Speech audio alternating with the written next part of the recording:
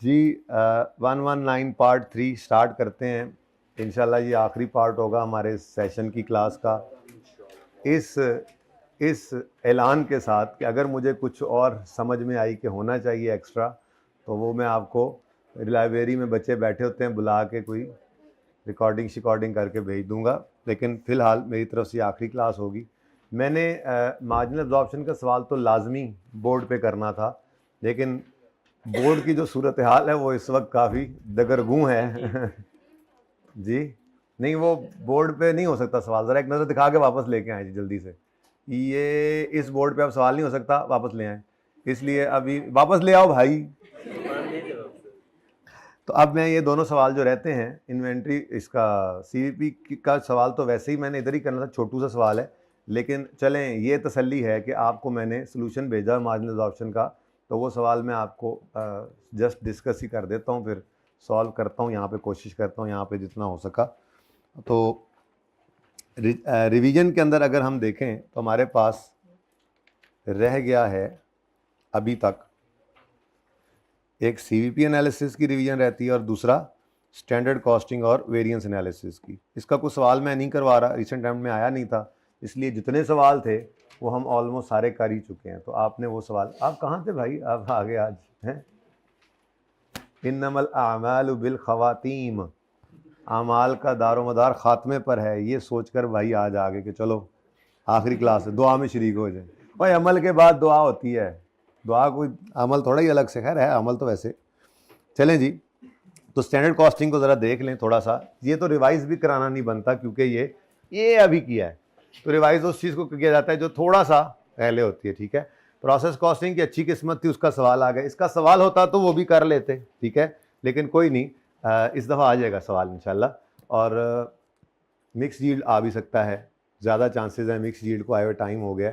और mix yield खुदा के लिए समझें, इस बात को आसान है, सिर्फ उसमें मसला ये है कि वो है ही थोड़ा सा, अब क्या करें। अब उसके अंदर फिर आपकी जब प्रैक्टिस कम होती है, मैं ऐसे नहीं, आपको नज़र आता होगा कि हर टॉपिक को ऐसे ही लंबा खींचता था, जो छोटे टॉपिक होते थे उनको वैसे ही लंबा खींच लेता था, चलो साथ कोई और शुरू कर लें।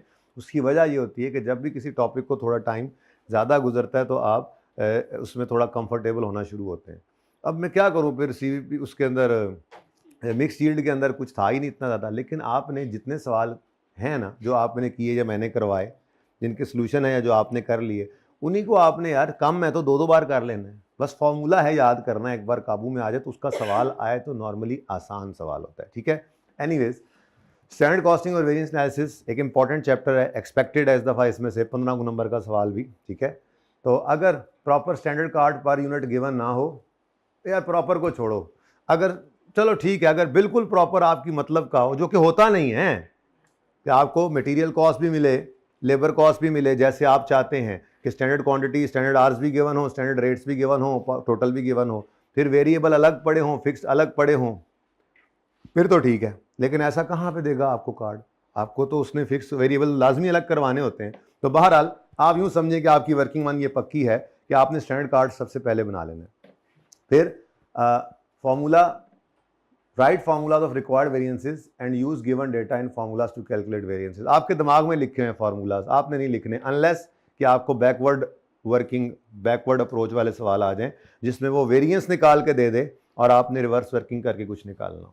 ठीक है, तो उस सूरत के अंदर आप वेरिएंस को लिख कर, फॉर्मूला को लिख कर फिर डेटा ढूंढते चले जाएं। ज़रा मुश्किल सवाल इसलिए होते हैं कि बस ऐसे ही चल पड़ते हैं हम, कहीं से कुछ ढूंढ के पहुंच जाते हैं अल्लाह का नाम लेके। ठीक है, थोड़ा सा मुश्किल हो जाता है, सीधे सवाल हो तो वो ज़रा इजी रहता है। अच्छा, फिर इंपॉर्टेंट पॉइंट क्या है, अगर आपको स्टैंडर्ड कार्ड के अंदर कोई पर यूनिट डेटा गिवन है, अगर आप उसको बजटेड प्रोडक्शन के साथ मल्टीप्लाई करेंगे तो आप बजटेड फिगर पे चले जाते हैं। ये एफ वेरिएंस के अंदर, जो एफ वेरिएंस में आपके यूज़ करते हैं आप बजट फिगर। ठीक है, और अगर स्टैंडर्ड को एक्चुअल से मल्टीप्लाई करेंगे तो ये टोटल स्टैंडर्ड फिगर होती है, जिसको हम एब्जॉर्ब्ड भी कहते थे। तो इसका ज़रा ध्यान रखना, ये आप भूलते थे अक्सर। ठीक है, कि आपने अगर स्टैंडर्ड डेटा वाली फिक्स्ड ओवरहेड्स के अंदर ये मसला आता था, standard fixed overheads per unit given हो, ये भाई जो वो कह रहे थे ओ यार अगर गिवन हो तो उसको अगर बजटेड प्रोडक्शन से मल्टीप्लाई करेंगे, बजटेड डेटा से करेंगे तो आप वो बजटेड फिगर पे पहुंचेंगे। और अगर एक्चुअल से करेंगे तो ये बजटेड नहीं होती, एक्चुअल मतलब एब्जॉर्ब्ड की फिगर होती है ये। फिर किस किस तरह के सवाल इसमें आते हैं जी, ये सारी कहानी है जी टोटल। आपको बजटेड प्रॉफिट, मार्जिनल कॉस्टिंग के तहत बजटेड प्रॉफिट और एक्चुअल प्रॉफिट मार्जिनल एब्जॉर्प्शन के तहत, दोनों के तहत बनवा सकता है। फ़र्क सिर्फ ये, हम ये बनाया करते थे, अगर आपसे वो बजटेड प्रॉफिट निकलवाए मार्जिनल और एब्जॉर्प्शन में तो सारा बजटेड डाटा यूज़ करते थे हम, तो ये कर लेना, ठीक है, यूज़ ऑल बजटेड डाटा। और अगर वो एक्चुअल का कह देगा तो बस वही सारे फॉर्मेट्स हैं। मार्जिनल एब्जॉर्प्शन का सवाल भी अभी करना है हमने, एक जो रिसेंट टाइम वाला रहता है, तो वही वाली स्टेटमेंट बनानी है आपने, यूज़ सारा एक्चुअल डाटा कर लेना है, ठीक है। उसके बाद कभी कभी वो सिर्फ वेरिएंसेस कैलकुलेट करवा लेता था, प्रॉफिट स्टेटमेंट की तरफ नहीं जाता था, ठीक है, या फिर वेरिएंस भी कैलकुलेट करवा लेता था, प्रॉफिट्स भी करवा लेता था और कहता था रेकनसाइल भी करो, इस अटेम्प्ट की तरह से रेकनसिलेशन भी बनवाई हुई है उसने, ठीक है। तो ये 4 तरह के सवाल हो सकते हैं, सिर्फ बजटेड प्रॉफिट बनवा ले, सिर्फ एक्चुअल बनवाए, सिर्फ वेरिएंसेस निकलवाए, ये सारा कुछ भी करवा सकता है। अब वेरिएंस कौन कौन से थे, तो 2 तरह के वेरिएंसेस थे, सेल्स के वेरिएंस और कॉस्ट के वेरिएंस। सेल के 2 ही वेरिएंस थे, प्राइस और वॉल्यूम। कॉस्ट के अंदर मटेरियल के, लेबर के, वेरिएबल ओवरहेड के और फिक्स्ड ओवरहेड के वेरिएंसेस थे, जिसमें मटेरियल के 2 वेरिएंस थे, प्राइस और ये यूजेज, जिसको मिक्स और यील्ड में सिर्फ तब करना है अगर मल्टीपल मटेरियल हो और क्वेश्चन भी रिक्वायर करे, ठीक है। ये आपके लिए, ये आपके लिए हैंड आउट, दुआ करो कि आ जाए ये पीडीएफ बन के, क्वालिटी अच्छी होगी। नहीं होगा पीडीएफ तो मैंने आपको बोला है कि मैं 1-2 दिन के अंदर, थोड़ा संभलने में टाइम लगता है ना, आपके सॉल्यूशंस रहते हैं, रिवीजन प्लान रहता है, वो सारी चीज़ें 1-2 दिन लग जाएंगे। ग्रुप में भरमार ना कर देना मैसेजेस की, हालांकि क्वेश्चन 2-4 ही बदलने होते हैं, लेकिन क्वेश्चन बैठ के फिर सारे देखने तो होते हैं ना, कौन सा क्वेश्चन टॉपिक कौन सा इंपॉर्टेंट लग रहा है, कोई क्वेश्चन कम लग रहा है, कोई बढ़ा दें, कोई रिवीजन प्लान में अगर मैं कोई क्वेश्चन डालूंगा तो उसका सोल्यूशन भी साथ डाल दूंगा अपने फॉर्मेट के ऊपर, ताकि कोई एडिशनल सवाल आपके पास आए भी तो उसका सोल्यूशन हो। तो थोड़ा टाइम लगता है इस पर, ठीक है। तो 2 से 3 दिन में आपको रिवीजन प्लान मिल जाएगा, जो कि 95% से भी कुछ ज़्यादा नहीं तो 95% सेम ही होगा। इसलिए आपको तसल्ली रखनी चाहिए, रिवीजन आप शुरू कर सकते हैं पुराने वाले से, मैंने कहा बता दूं ना, क्योंकि मैसेज पे मैसेज आने लग जाने। तो सोल्यूशन जो रहते हैं वो मैंने लिख कर दिए थे आपने, वो मैं देखूंगा। तो 2-3 दिन के अंदर चीज़ें पूरी करनी है, ठीक है। तो जब चीज़ें पूरी करनी है तो उसमें भी ये काम भी करूँगा मैं। अव्वल तो पीडीएफ बन जाएगा, मैंने ट्राई नहीं किया ज़िंदगी में, पहली बार करूँगा, बोल रहा हूँ आपको, करूँगा इंशाल्लाह ट्राई। नहीं होगा तो फिर जितना एक तस्वीर में मुनासिब साइज़ आ सकेगा वो पिक्चर खींच के तो उसकी कंबाइन पीडीएफ बना के भेज दूंगा, यानी ये आ जाएगा आपके पास, पिक्चर्स ना बनाएं, ठीक है, क्योंकि आपकी पिक्चर्स वहाँ से वो नज़र ही नहीं आनी। तो कम से कम ये है कि आपकी रिवीजन अगर करने के लिए ये यूज़ करनी है फाइल, तो मुनासिब उसका विजुअल तो हो, ठीक है। अच्छा, तो बहरहाल कॉस्ट वेरिएंस में, लेबर के वेरिएंस में विद और विदाउट आइडल टाइम एंड पे पड़ा था। अगर विदाउट आइडल टाइम है तो फिर रेट और एफिशिएंसी, और अगर विद आइडल टाइम है तो फिर 2 मामलात थे। आइडल टाइम प्लान्ड नहीं था तो रेट और एफिशिएंसी वैसे ही निकले थे, एक नया वेरिएंस आया था आइडल टाइम का वेरिएंस। और अगर प्लान्ड है तो रेट वैसे ही निकलता था। एफिशिएंसी में हमने कहा था प्रोडक्टिव एफिशिएंसी का, जिसमें आपका जो आइडल टाइम थे उसके अलावा वाले आर्स पकड़ते थे, प्रोडक्टिव आर्स, प्रोडक्टिव एफिशिएंसी का वेरिएंस निकाल के फिर एक्सेसिव आइडल टाइम एक न्यू वेरिएंस आया था, ठीक है। बाकी ओवरहेड, वेरिएबल ओवरहेड में एक्सपेंडिचर और एफिशिएंसी था, और फिक्स्ड ओवरहेड में थोड़ा मसला था। मार्जिनल में कम, एब्जॉर्प्शन में ज़्यादा। मार्जिनल के अंदर वेरिएंस सिर्फ एक्सपेंडिचर का आता है, वॉल्यूम का आता ही नहीं। एब्जॉर्प्शन में एक्सपेंडिचर भी होता है और वॉल्यूम भी होता है, फिर वॉल्यूम को भी आगे वो तुड़वा लेता है एफिशिएंसी। ये भी कब करना है, तो 2 चीज़ें सिर्फ रिक्वायरमेंट होने की सूरत में करनी है। एक मिक्स यील्ड, उसमें तो 2 चीज़ें हैं ना, पहली बात मिक्स और यील्ड, तो मिक्स तो तभी बनेगा जब एक से ज़्यादा मटीरियल होंगे, तो एक से ज़्यादा मटीरियल हो और सवाल रिक्वायर करे, ठीक है, तो मिक्स यील्ड पे जाना है। ऐसे ही फिक्स्ड एफओएच के अंदर चाहे एब्जॉर्प्शन भी है, एब्जॉर्प्शन कॉस्टिंग के अंदर वॉल्यूम भी निकलना है, एक्सपेंडिचर भी निकलता है, वॉल्यूम भी निकलता है, लेकिन वॉल्यूम ही सिंपल निकालना है। कैपेसिटी और एफिशिएंसी में सिर्फ तब जाना है अगर वो रिक्वायर करे तो, ठीक है। अच्छा, वॉल्यूम वेरिएंस निकालते हुए ना वो फिक्स्ड ओवरहेड्स पर यूनिट ही चल जाते थे, जो हमारे कार्ड के अंदर पर यूनिट होता था। खुदा ना खास्ता अगले स्टेप में जाना पड़े तो आपको ओएआर जो है वो भी पर आर चाहिए होता है, कभी पर आर दे देगा, कभी निकालना पड़ सकता है, ठीक है। तो ये आपकी सारी कहानी है जी, टाइप्स ऑफ क्वेश्चंस की और थोड़ी सी वेरिएंसेस की। एक बड़ी अहम बात ज़हन में आई थी लेकिन निकल गई। चलो, इसमें प्रॉब्लम्स क्या आ सकती हैं? इसमें प्रॉब्लम्स आ सकती हैं कि आपकी स्टैंडर्ड कॉस्टिंग में वो ईपीयू मिक्स कर दे। किया था हमने, तो हमने कहा था कुछ भी नहीं होना, उल्टा सवाल आसान हो गया था कि आपने सिर्फ ईपीयू की अपनी मशहूर ज़माना फेवरेट तरीन वर्किंग करनी है और आपके जिन फार्मूलाज के अंदर भी एक्चुअल टोटल वो प्रोडक्शन आती थी, एक्चुअल क्वांटिटी आती थी, जैसे मटेरियल यूजेज के अंदर स्टैंडर्ड फॉर एक्चुअल निकालते थे, तो वो total standard quantity for actual जो निकालते थे, तो एक्चुअल प्रोडक्शन में आपने वो सवाल वाली नहीं लेनी, ईपीयू के मटेरियल वाली लेनी है। ऐसे ही लेबर एफिशिएंसी के अंदर आपके total standard are allowed for actual production, तो वो एक्चुअल प्रोडक्शन कौन सी लेनी है, ये लेबर वाले कॉलम की। कन्वर्जन इकट्ठा है तो फिर वो सब के अंदर जहां जहां पे, यानी कि जिनके जो प्रोडक्शन यूनिट्स हैं आपके, जैसे मैंने स्टार्ट में बताया था इश्यूज के अंदर सबसे पहली प्रोडक्शन यूनिट्स निकालने होते थे। प्रोडक्शन यूनिट निकालने के लिए एक ये तरीका भी तो बताया था, कि प्रोडक्शन यूनिट निकालने का एक तरीका ये, अगर ओपनिंग क्लोजिंग वर्किंग प्रोसेस आ जाए तो ईपीयू से निकलते हैं वो। तो ईपीयू निकल आया तो स्टैंडर्ड कॉस्टिंग के अंदर क्या करना होता था आपने, यूजेज वेरिएंस में सिर्फ ये एक्चुअल क्वांटिटी यूज होनी है, और उसके बाद लेबर एफिशिएंसी, वेरिएबल एफिशिएंसी या फिक्स्ड ओवरहेड की एफिशिएंसी या कैपेसिटी, यानी वॉल्यूम वेरिएंस के अंदर आपने कौन से यूनिट्स यूज करने हैं, स्टैंडर्ड फॉर एक्चुअल के जो एक्चुअल प्रोडक्शन है वो ये यूज हो जाएगी, बस इतना सा चेंज था। फिर ये बदतमीज सवाल आ गए। ये बदतमीज सवाल क्या करते थे कि आपको जो आप करते आए वो निकाल के दे देते थे। तो उसका हल क्या बताया था, ये firstly write all formulas of which answer is given in question and use data from question to fill the formulas and calculate. अब इसके अलावा मैं और क्या कह सकता हूँ शेल पढ़ते थे, चलते चलते मंजिल पे भी पहुंच जाते थे। ठीक है, तो ये जनाब आपके प्रोसेस कॉस्ट, ये स्टैंडर्ड कॉस्टिंग के मामलात हैं। ठीक है, खाम खा फिर भी तस्वीर का दिल है, तो अब इसमें क्या नज़र आएगा, ये पूरी तस्वीर आपके सामने हो आपकी फाइल के अंदर तो बेहतर है। बाकी अब ये भी क्वेश्चनेबल बात है कि जब मैं, अगर मेरा पीडीएफ ना बना, खुदा ना खास्ता, अल्लाह ना करे, गॉड फॉरबिड, अगर ना बना तो मैं क्या करूँगा, इसकी तो तस्वीर भी कुछ मुनासिब नहीं आएगी। चलो फिर ये चीज़ें अब मैं खुद सेट करूँगा, इसमें टाइम ज़ाया नहीं करते, इसको मैं ज़रा वड्डा कर लूँगा, कंट्रोल पी देखूँगा करके। पता भी है इसकी कितनी फाइल्स, इसके ऊपर पता नहीं चौथा सेशन चल रहा है इस वन नोट पे, तो गुस्सा भी कर सकता है ना। मैं इसलिए कह रहा हूँ कि पता नहीं वो सिर्फ इस फाइल को करे ना करे। अब वो कह रहे होंगे आईटी वालों से पूछ लो, पूछूंगा इंशाल्लाह आईटी वालों से। कहने वाले कह रहे होंगे यार कितना है, तो पता नहीं वो क्या है, ये पेंडू आदमी आ गया, इसको वन नोट यूज़ करना नहीं आता। सही कह रहे हैं वो जो कह रहे हैं। तो प्रॉब्लम्स के बाद स्टैंडर्ड कॉस्टिंग हो गया, रेलेवेंट कॉस्टिंग प्रिंसिपल्स रिवाइज कर लिए, और ये भाग गया, इसको वापस ढूंढा।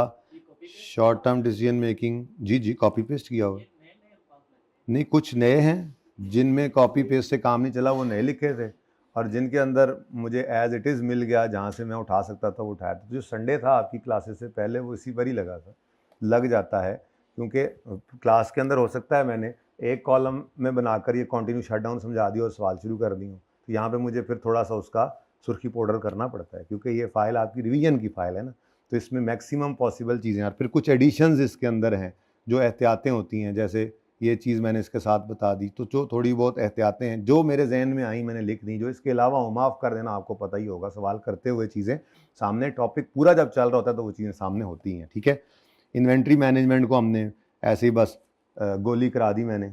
ठीक है जी, तो आपने रिकॉर्डिंग के अंदर बच्चों ने देखा होगा ऊपर लिखा हुआ था, अच्छा चलें छोड़ें, ओ माय गॉड ये नहीं होना चाहिए था। सीवीपी एनालिसिस की तरफ आते हैं। ठीक है जी, सीवीपी एनालिसिस बहुत अच्छा टॉपिक, आपका फेवरेट टॉपिक था।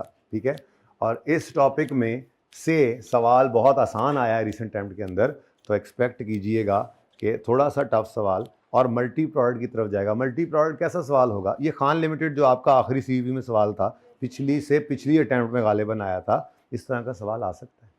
ठीक है, तो कोई इतना टफ सवाल नहीं होता। 80% सही करना तो उसे मसला ही कोई नहीं ना, 100% तो मैंने आपसे कभी कहा भी नहीं। हो जाए तो कर देना, ये बार बार कहता हूँ, मुझे डर बड़ा लगता है इस बात से कि कहीं इस पर ही ना हो के हो भी रहा हो सही तो नहीं यार सर ने कहा था 80% काफ़ी है तो काफ़ी है। चले अब मैं बैठ के पढ़ाता हूँ, फिर बाकी क्लास बोर्ड तो आप लोगों ने फारिग नहीं किया।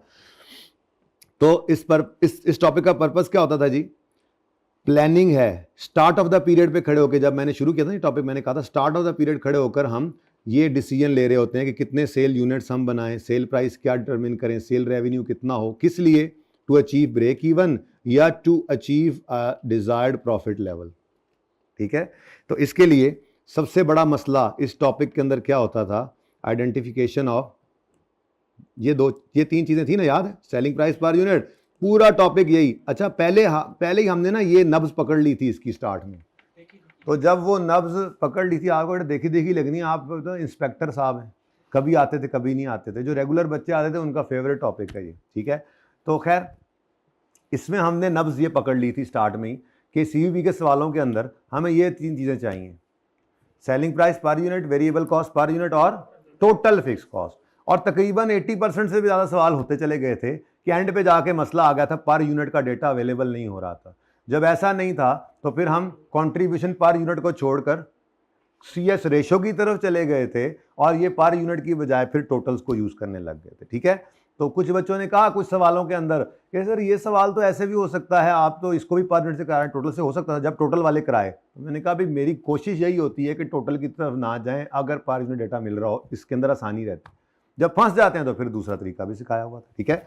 तो इसको हमने 2 डिवीजन्स कर ली थी इसकी, एक सिंगल प्रोडक्ट सीवीपी एनालिसिस था और दूसरा मल्टी प्रोडक्ट, ठीक है।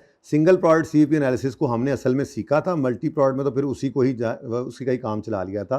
तो किस तरह के सवाल आया करते हैं इसमें, वो कहता है ब्रेक इवन सेल के यूनिट्स निकाल दो, या ब्रेक इवन सेल रेवेन्यू भी कह सकता है, ठीक है। उसके बाद सेल यूनिट्स या sale revenue to earn desired profit, to earn desired profit यही वाले यूनिट्स क्या देता है, निकाल के दे दो।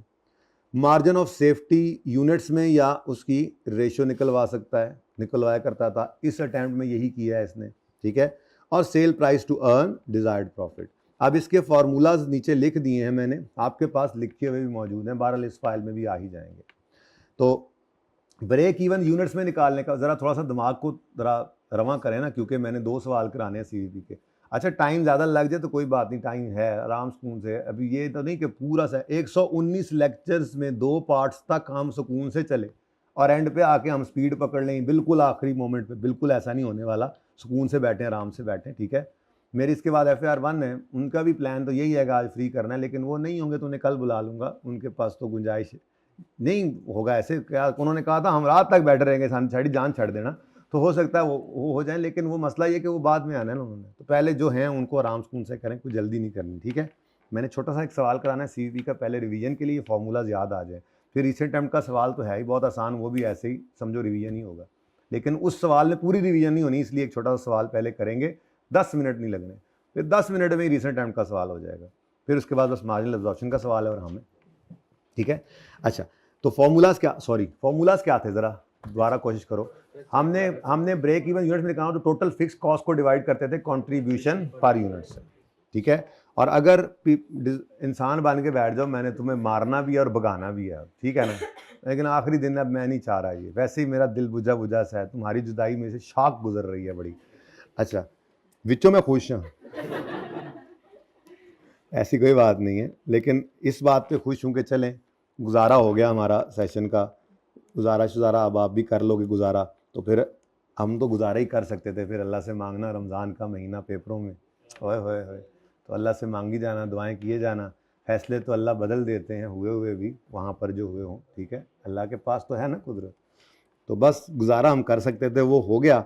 अब मज़ीद गुजारा चला ही रखना महीने में, इट्स नेवर टू लेट, आपने बोर्ड पे लिखा हुआ है इट्स नेवर टू लेट, तो 2 काम बस करने हैं, फिर एंड पे बताता हूँ। अच्छा उसके बाद अगर डिज़ायर्ड प्रॉफिट अर्न करना चाह रहे हैं तो बस टोटल फिक्स कॉस्ट में, क्योंकि असल में समझिए टोटल फिक्स कॉस्ट है ही क्या, जो कंट्रीब्यूशन है ना बेसिकली वो टोटल फिक्स कॉस्ट के, ये कंट्रीब्यूशन टुवर्ड्स फिक्स कॉस्ट होता है।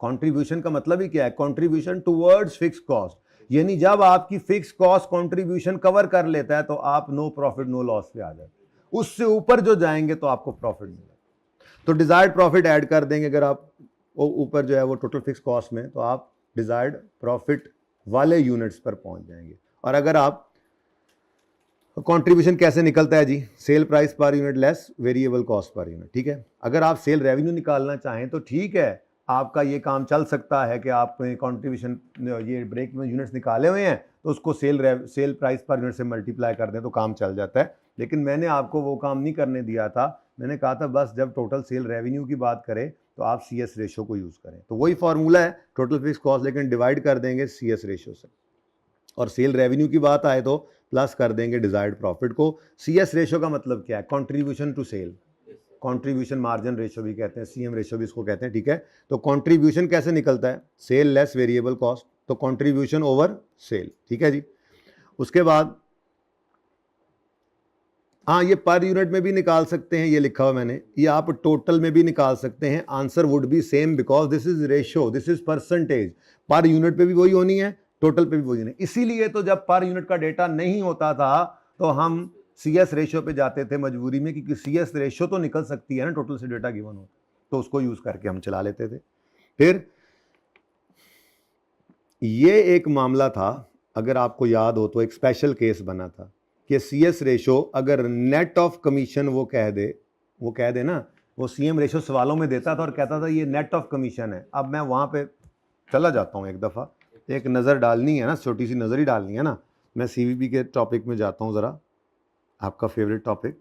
ओए होए और ही ना पढ़िया सी तुसी, ओए होए ये सब आपने पढ़ा था, ओए होए।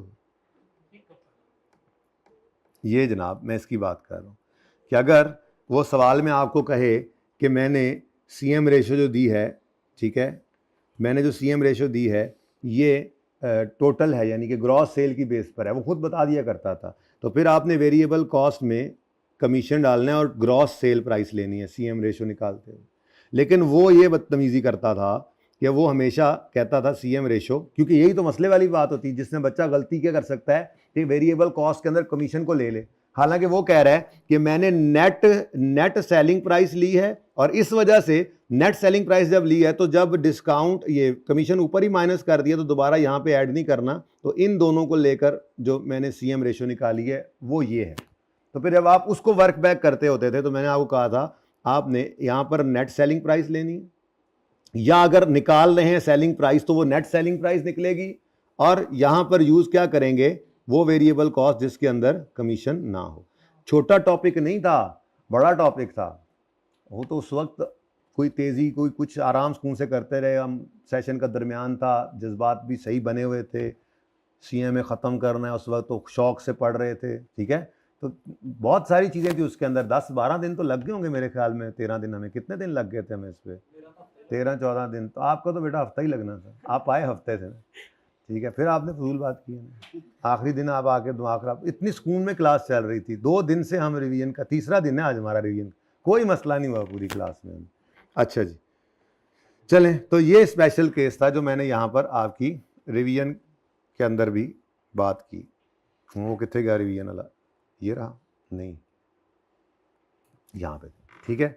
चलें, तो CM रेशो या CS रेशो नॉर्मल तो आपकी जैसे आप निकालते हैं कंट्रीब्यूशन ओवर सेल करते हैं तो वेरिएबल कॉस्ट फुल वाली ही लेनी है आपने, नॉर्मल वाली ग्रॉस वाली सेल प्राइस लेनी है और CM रेशो निकाल लेनी है। लेकिन सवाल में अगर वो कह दे मेरी CS रेशो CM रेशो जो है कंट्रीब्यूशन सेल रेशो है वो नेट ऑफ कमीशन है, तो फिर आपने नेट सेल प्राइस लेनी है और वेरिएबल कॉस्ट में कमीशन नहीं लेना।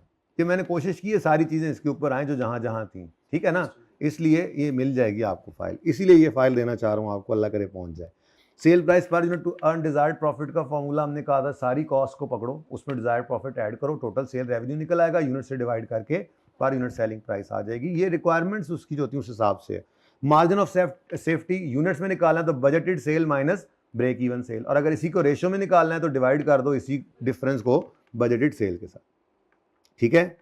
और सही है, तो ये यूनिट्स में भी निकल सकता है, ये रुपीज़ में भी निकल सकता है, और यूनिट्स या रुपीज़ दोनों में से जिसको मर्जी यूज़ वो करवा ले। वैसे रुपीज़ के अंदर वो रेशो निकलवाता है नॉर्मली, तो रेशो में भी आ सकता है। Break even sales budgeted sales दोनों होनी चाहिए, ये यूज़ हुआ है आज वाले सवाल में। ओके, चल कुछ थोड़ा सा अफाका हुआ। अच्छा, वैसे तो आज के सवाल के लिए रिसेंट टाइम के लिए इतना काफ़ी है, लेकिन मैं कहता हूँ अब इधर वापस क्या आना, मल्टी प्रोडक्ट जो मैं एक्सपेक्ट कर रहा हूँ शायद आ जाए, उसको भी ज़रा रिवाइज कर ही लेते हैं। तो अगर multi product break even analysis होता था तो उसके अंदर भी ऐसे ही वो ब्रेक इवन सेल यूनिट्स निकाल लेता था, मांग लेता था। अब उसमें होता ये था कि बिजनेस सारा हमारा इकट्ठा है तो टोटल फिक्स कॉस्ट पूरे बिजनेस की होती थी, नहीं भी होती थी तो हम टोटल करते थे, क्योंकि आपको याद होगा कुछ अजम्पशंस भी आपने पढ़ी थी, मैंने यहाँ नहीं लिखी हुई। अब सारी चीज़ें तो यहाँ नहीं लिखी जा सकती ना, अजम्पशंस थी कुछ CVP एनालिसिस की, जिसके अंदर हमने एक लिखा हुआ था कि हमें टोटल फिक्स कॉस्ट चाहिए, पर यूनिट गिवन हो तो टोटल करो, पर प्रोडक्ट भी गिवन हो तो टोटल करो, क्योंकि अच्छा पर प्रोडक्ट कब होगा, जब मल्टी प्रोडक्ट CVP होगा ना, मल्टी प्रोडक्ट होंगी तो डिफरेंट प्रोडक्ट्स का फिक्स ओवरहेड्स होंगे तो उनको भी टोटल कर लेना है आपने। तो आपके पास कंबाइंड ब्रेक इवन यूनिट्स निकलेंगे, या जो भी यूनिट्स वो कह रहा है यूनिट्स टू अर्न प्रॉफिट, तो वो कंबाइंड वाले निकलेंगे। तो फिर ब्रेक इवन यूनिट्स या ब्रेक इवन रेवेन्यू वो कंबाइंड वाला भी मांग सकता है। अच्छा, वो आपने निकाल लिया, वो उससे अगले स्टेप पे भी जा सकता है कि सेल यूनिट से sale revenue to undesired profit जो है, मतलब ये निकाल दो, ये कंबाइंड निकाल कर ही अगला स्टेप होता था, वो मैं यहाँ पे रिवाइज कराता हूँ आगे। बहरहाल वो यही चीज़ आपसे मांग सकता है, units, break even units to earn desired profit, या यही रेवेन्यू मांग सकता है। तो जो आप निकालेंगे वो कंबाइंड वाला निकलेगा। फिर उसके बाद अगर वो कह देता है प्रोडक्ट वाइज, तो अगला काम हम करते थे प्रोडक्ट वाइज। उसमें मैंने कहा था कि जैसे आपने उसको इकट्ठा किया है CS रेशियो निकालते हुए, वैसे ही आप उसको अलग कर लें। यह भी दिखाता हूं, ठीक है।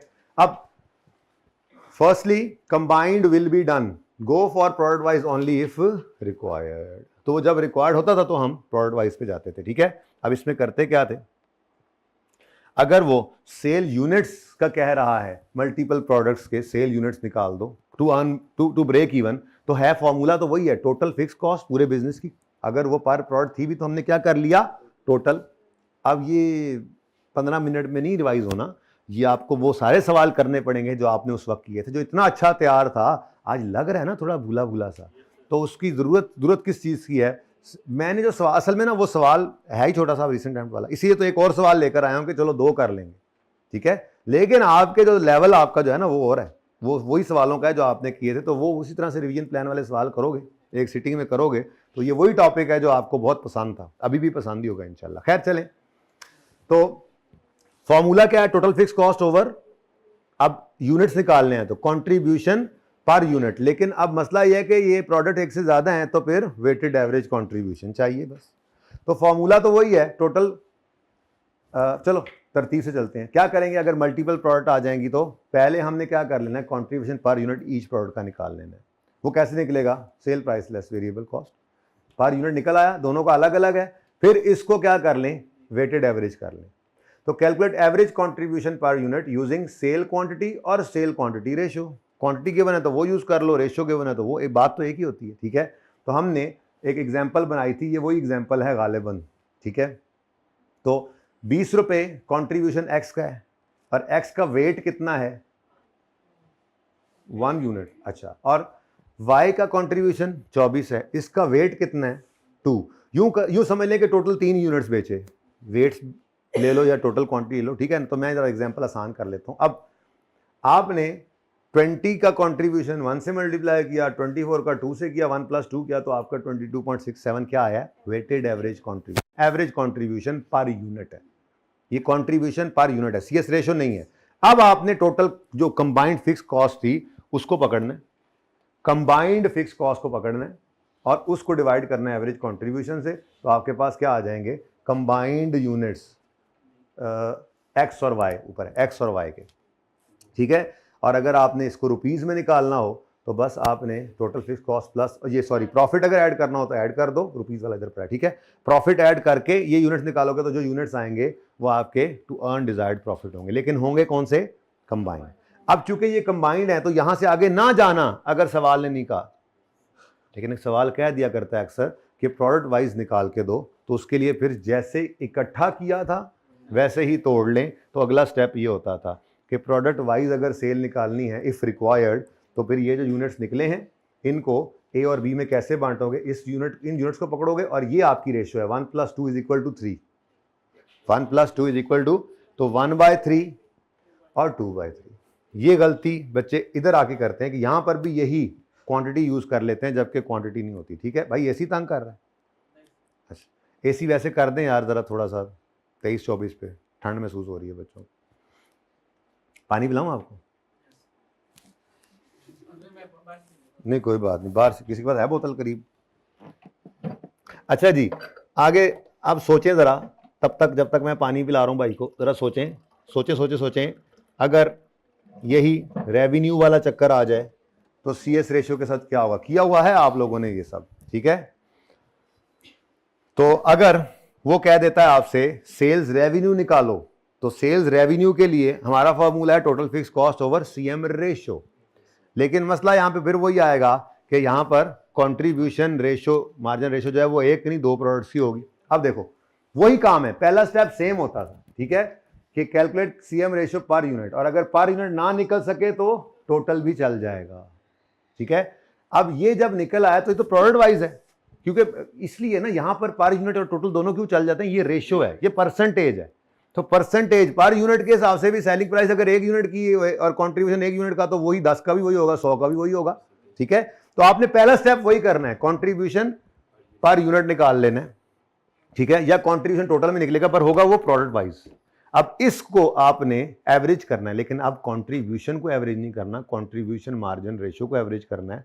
तो फिर उसके लिए क्या करोगे, टोटल कंट्रीब्यूशन कैसे निकलेगा, 20 इंटू 1, 20 इंटू 1। ठीक है, और टोटल कंट्रीब्यूशन इसका 24 इंटू 2। अब ये क्या आ गया, ये क्या आ गया, टोटल कंट्रीब्यूशन। डिवाइड कर देंगे इसको टोटल रेवेन्यू से, सेल, क्योंकि कंट्रीब्यूशन ओवर सेल्स निकालना है। तो मिसाल का लिखा हुआ 50 रुपए का एक्स एक बिकता है, 60 का वाई, तो 1 इंटू 50 और 2 इंटू 60। ये करेंगे तो आपके पास क्या आ जाएगा, वेटेड एवरेज सीएम रेशियो। कुछ रिवाइज हुआ, किया हुआ सब काम है आपने, लेकिन अब ये रिवीजन आपने करनी है ना बेटा। ठीक है, करवाया था मैंने, मैं तो बस रिसेंट अटेम्प्ट करा रहा था, तो चलो आ गई तो मैंने कहा रिवाइज करा दूं, वरना तो मैंने करवा दिया, मुझे क्या जरूरत है दोबारा कराने की। ठीक है, तो आपके लिए जरूरत है दोबारा करने की, ये महसूस हो रहा है आपको। जो टॉपिक कर लेते हैं, कोई एक सवाल कर लेते हैं, वो बेहतर हो रहा है। तो एक सवाल मेरे कराने पे बेहतर हो रहा है, तो जब आप प्रॉपर उसको सारे रिवीजन वाले सवालों से करेंगे, ये वही वाली चीज है जो आपने मानी नहीं पूरे सेशन में।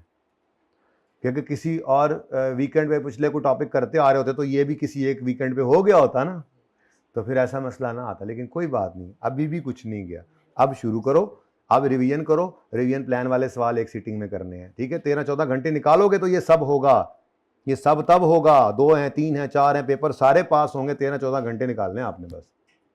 और करना कैसे है भाई, मार्क्स इंटू 1.8। और एक बार ना भी समझ आए तो कर दें, कुछ नहीं होता। जिस सवाल का सोल्यूशन 80% से कम है सही, उसको दोबारा करना है, बल्कि मैं तो कहूंगा 70% तक भी चलेगा। फिर टाइम जाया होता है ना, फिर वो तो फिर सवाल रट्टा लगा रहे हो आप। अगर आपका 70% सवाल सही हो गया, आपने कहा ये गलती है, चलो यार ये गलती सही करता हूं, तो सवाल याद कर रहे हो। सवाल याद करने की जरूरत नहीं है भाई, 70% भी ठीक है, 70 to 80% सोल्यूशन ठीक है। तो गलती आइडेंटिफाई करो और अपने से अहद करो, इंशाल्लाह अगली बार मैं जब यहां से गुजरूंगा दूसरी या तीसरी रिवीजन में, ये गलती तब नहीं करूंगा।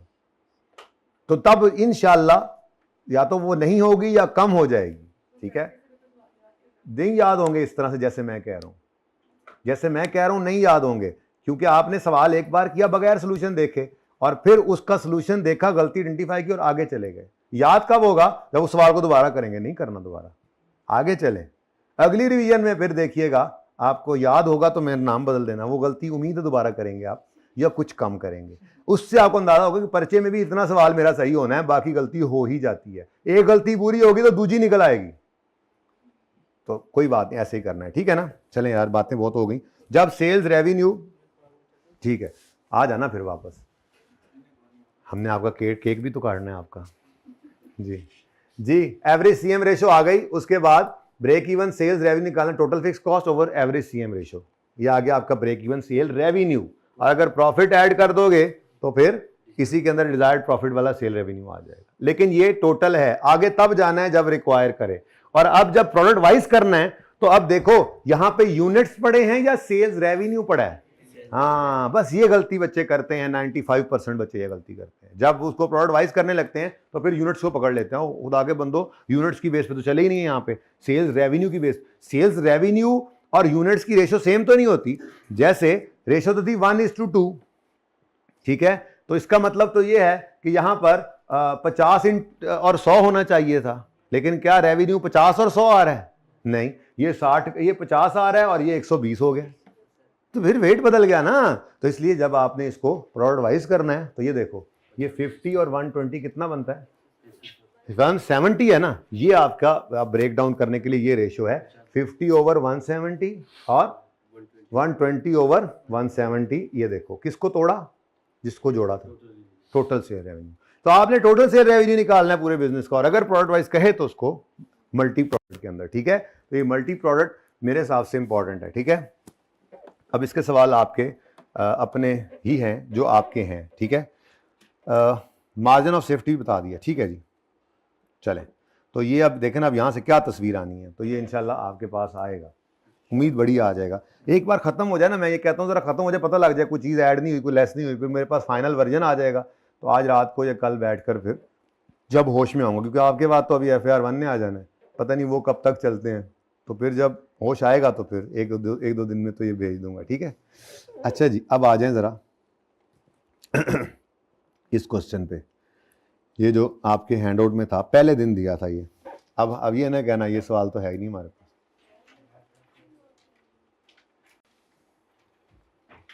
किसके पास नहीं है ये बुलवा लें ये हैंडआउट्स, कहें 117 लेक्चर में जो दिया था ना, पहली रिवीजन क्लास में जो हैंडआउट दिया था, कुछ फ़ायदा हुआ या नहीं हुआ रिवीजन का? गुजारा हो गया है वैसे। असल में इतना ज़्यादा पढ़ लिया था हमने कि एक तो रिवीजन पे टाइम कम लगा, दूसरा को इतना मज़ा भी नहीं आया। कम पढ़ा होता ना तो ज़्यादा फ़ायदा लगता है ना। अच्छा चलो ये अल्लाह का शुक्र है, फिर आपको फ़ायदा हो गया। Aquafina limited produces and sells a single product each. बस ये जो ऐसे सवाल होते हैं ना, एग्जाम्पल छोटी जो होती हैं, ये फिर वो मौके की मुनासबत से जो मसला चल रहा होता है ना, जैसे शायद ये जब मैंने बनाया था उस वक्त कोई पानी वाले का इंतज़ार कर रहा था, वो पानी को फिल्टर उसने फिट करने आना था, फिल्टर फिट, तो वो फिर उस कंपनी का नाम एक्वाफिना था, तो वो नाम, ऐसे सिचुएशन होती हैं, ठीक। आगे मैंने AFL डाल दिया भाई। वो 117 लेक्चर जो है ना, जो परसों दिया था हैंड आउट, कितने बच्चों के पास नहीं है? अब हाथ बढ़ गए, ये 5-7 ले आओ, हैंड आउट पड़े होंगे, नहीं तो कॉपी करा लें, इनको दे दें। अच्छा जी, AFL produces and sells a single product each, following data relates to their current year budget, production and sale. मैं अब यही सवाल करने पे बहुत अब इस वक्त फंस चुका हूँ, सारे सवाल यहीं पे ही हो रहे हैं। Time is come. Production and sale 30,000 units की कोई स्टॉक नहीं है, होता भी तो हम अज्यूम करते हैं कि नहीं होता, वो बाद में एक सवाल में देखा भी था कि एंड पे सारा सीव भी करके बाद में फिर देखा था अच्छा स्टॉक भी है, कोई बात नहीं, प्रोडक्शन और सेल फिर बाद में देखी थी। ओके, हम यहाँ पर सेल यूनिट्स निकाल रहे होते हैं बस, उसके बाद फिर उससे प्रोडक्शन निकाल लेते हैं अगर स्टॉक हो तो।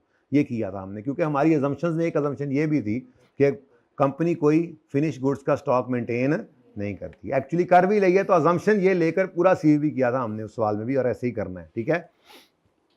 कंट्रीब्यूशन टू सेल रेशियो दे दिए जी आज सवाल में 65%। Variable cost per unit given है, फिक्स कॉस्ट भी पर यूनिट गिवन है। अब कैलकुलेशन थोड़ी बहुत करनी है बस। नेक्स्ट ईयर प्रोजेक्शंस हैं, बजटेड कॉस्ट 25% हायर होगी करंट से, ये पर यूनिट थी, ठीक है, तो टोटल करनी पड़ेगी, पता नहीं कैसे करेंगे टोटल, और उसके बाद उसको 25% ज़्यादा करना है इस साल में। वेरिएबल कॉस्ट विल बी, इसी तरह के सवाल होते थे ना, 10% हायर देन करंट ईयर, और selling price will be 12% higher. Part A, contribution per unit of current year निकालो, शुरू कर दो जी, ये कोई मुश्किल काम है लेकिन रिवीजन हो जाए ज़रा। तो CM पर यूनिट जी, कंट्रीब्यूशन पर यूनिट कैसे निकलता है जी, चलो फॉर्मूला लिख देता हूँ, selling price minus variable cost, ठीक है जी। नहीं CM per unit, CM ratio नहीं गई, बोलो कितना, सेलिंग प्राइस करंट ईयर की कितनी है, नहीं गिवन, कोई बात नहीं, निकाल लेंगे कहीं ना कहीं से। अब मसला आ गया, तो हमें ये नहीं पता लेकिन ये पता है वेरिएबल कॉस्ट कितनी है, तो 10 दो, 70 रुपये, ठीक है। अब इसको निकालने के लिए छोटी सी वर्किंग कर लेते हैं, ठीक है। तो सेलिंग प्राइस पर यूनिट निकलेगी CS रेशियो से। एक और चीज़ भी, आप, मेरा दिल नहीं कर रहा अब जाऊँ मैं वो पूरा हैंड आउट खोलूँ, ये भी एक चीज़ थी जो मैंने बताई थी कि आपकी अगर मिसिंग फिगर हो तो CS रेशियो गिवन हो तो क्या चीज़ निकलवाता है, नॉर्मली सेल, याद है। फिर भी ये तो हो गया ना, एक बार देख लेने में हर्ज नहीं है, कोई गुनाह थोड़ा ही मिलेगा हमें। यहाँ पे करके अभी नज़र आ जाएगा आपको जो बातें हमने की थी, ये सारी बातें आपने की हुई हैं, वो बात कहाँ पे है जो मैं कहने दिखाना चाह रहा हूँ, वो कहाँ पे है। कितना पढ़ते थे ना आप, ये देखो, अगर CM रेशो गिवन हो तो ये दोनों चीज़ें निकलवाता है, और स्टार देखो किसके साथ लगा हुआ है। अच्छा ये तो मेरा सवाल है, सॉरी, ठीक है वैसे सवाल पर्चे में भी ऐसे ही करता है, अगर मिसिंग हो सेलिंग प्राइस नॉर्मली निकलवाता है इससे, तो CS रेशो है तो सेलिंग प्राइस निकाल लेंगे उससे, तो CS ratio is equal to selling price per unit minus variable cost per unit over, और यहीं पर तो आपको क्या चीज़ आएगी जी, अच्छा यहीं पर तो आपको वो भी बताया था कि अगर वो नेट ऑफ कमीशन वाला मामला हो तो क्या करना है, वो इसी फॉर्मूला में तो लगता था, ठीक है। तो हमारे सवाल के अंदर CM रेशो कितनी है जी, 0.65, सेलिंग प्राइस ही तो ढूंढने निकले हैं, वेरिएबल कॉस्ट कितनी है 70 डिवाइडेड बाय x, तो मुझे x का आंसर बता दें, 200 आ गया, चलें जी 200, तो 200 क्या है जी हमारी सेलिंग प्राइस। अब ये तो हो गया काम कंट्रीब्यूशन पर यूनिट निकालने के लिए। हम तो समझे थे बहुत आसान सा एक कॉन्सेप्ट है, बस आ गया, लेकिन पता लगा कि नहीं आ गया, ये ही मिसिंग थी। सवाल में बड़ा ढूंढा, नहीं मिली, कोई बात नहीं, निकाल ली CS रेशो जो गिवन थी। ठीक है, तो यही बस काम होते हैं, प्रैक्टिस से 80-90% ये रिस्क कवर होता है। कौन चाहतियाँ मार रहा है भाई जी 200, तो कंट्रीब्यूशन पर यूनिट कितना आ गया, बड़ा कंट्रीब्यूशन है ये जी। पहली रिक्वायरमेंट आपकी पूरी हो गई, आगे बढ़ें जी। नेक्स्ट रिक्वायरमेंट क्या है जी, क्या कर दें, बजटेड प्रॉफिट निकालें करंट ईयर का।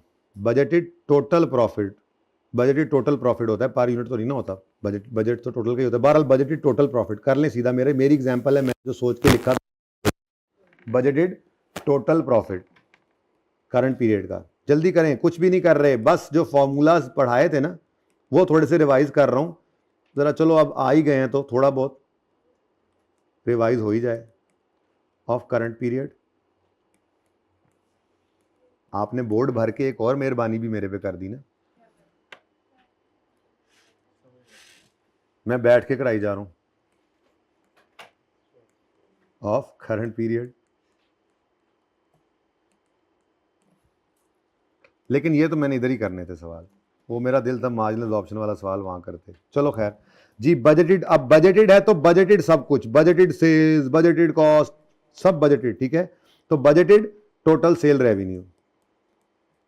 अब कितने यूनिट्स प्लान किए हैं जी, प्रोडक्शन और sale. Following data relates to current year budget, ये बजट है सारा।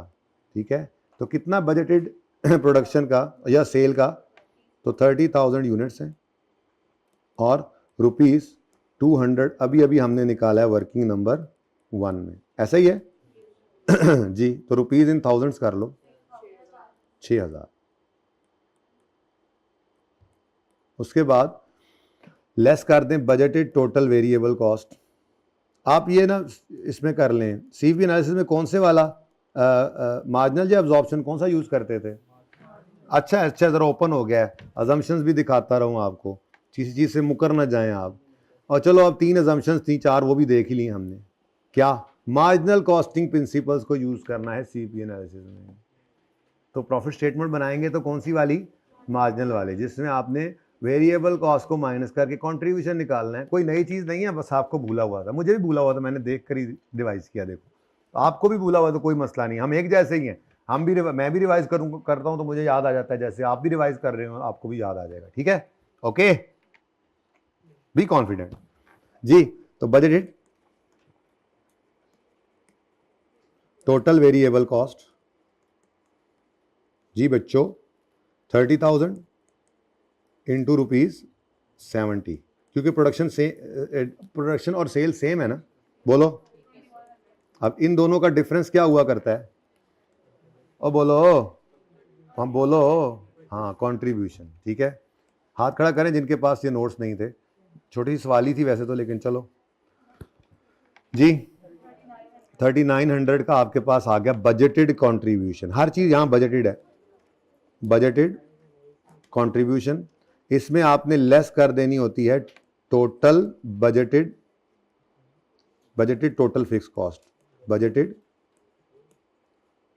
Total fix cost. ठीक है, अब क्योंकि उसने अलग से बताया कुछ नहीं, तो जो बजटेड है वही एक्चुअली है। फिर 30,000 यूनिट्स हैं और पर यूनिट उसने बताई है कितनी कॉस्ट है, ये देखो जी 90 rupees fix cost per unit. ठीक है, तो मेरे दोस्त ने वो जो सवाल पूछा था वो पर यूनिट डेटा गिवन है, तो हम बजटेड से मल्टीप्लाई करके निकाल तो बजटेड एफओएच रहे हैं। अगर एक्चुअल भी निकालते तो सवाल में चूंकि उसने कोई वेरिएंस का नहीं बताया तो बजटेड को ही एक्चुअल अज्यूम करते होते थे फिर। ठीक है जी, कितना आ गया, ये कितना है 90 जी 2700। तो आपके पास प्रॉफिट कितना आ गया चले नेक्स्ट रिक्वायरमेंट पढ़ें जी। हो गया ये काम जी, डायरेक्ट भी हो सकता है मुझे पता है।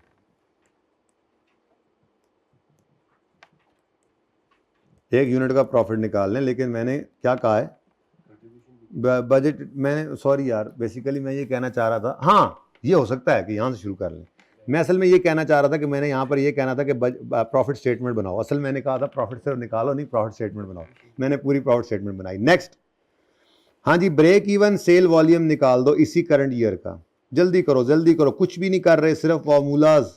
ब्रेक इवन यूनिट्स में चाहिए, ब्रेक इवन सेल्स यूनिट्स में, तो टोटल फिक्स कॉस्ट अभी तो आपने निकाली 2700, डिवाइड कर दो इसको कंट्रीब्यूशन, वो पिछले पार्ट में अभी निकाल कर आए हो, कितना है जी 130, नहीं बेटा करंट ईयर का 130 है ये कंट्रीब्यूशन पर यूनिट जी।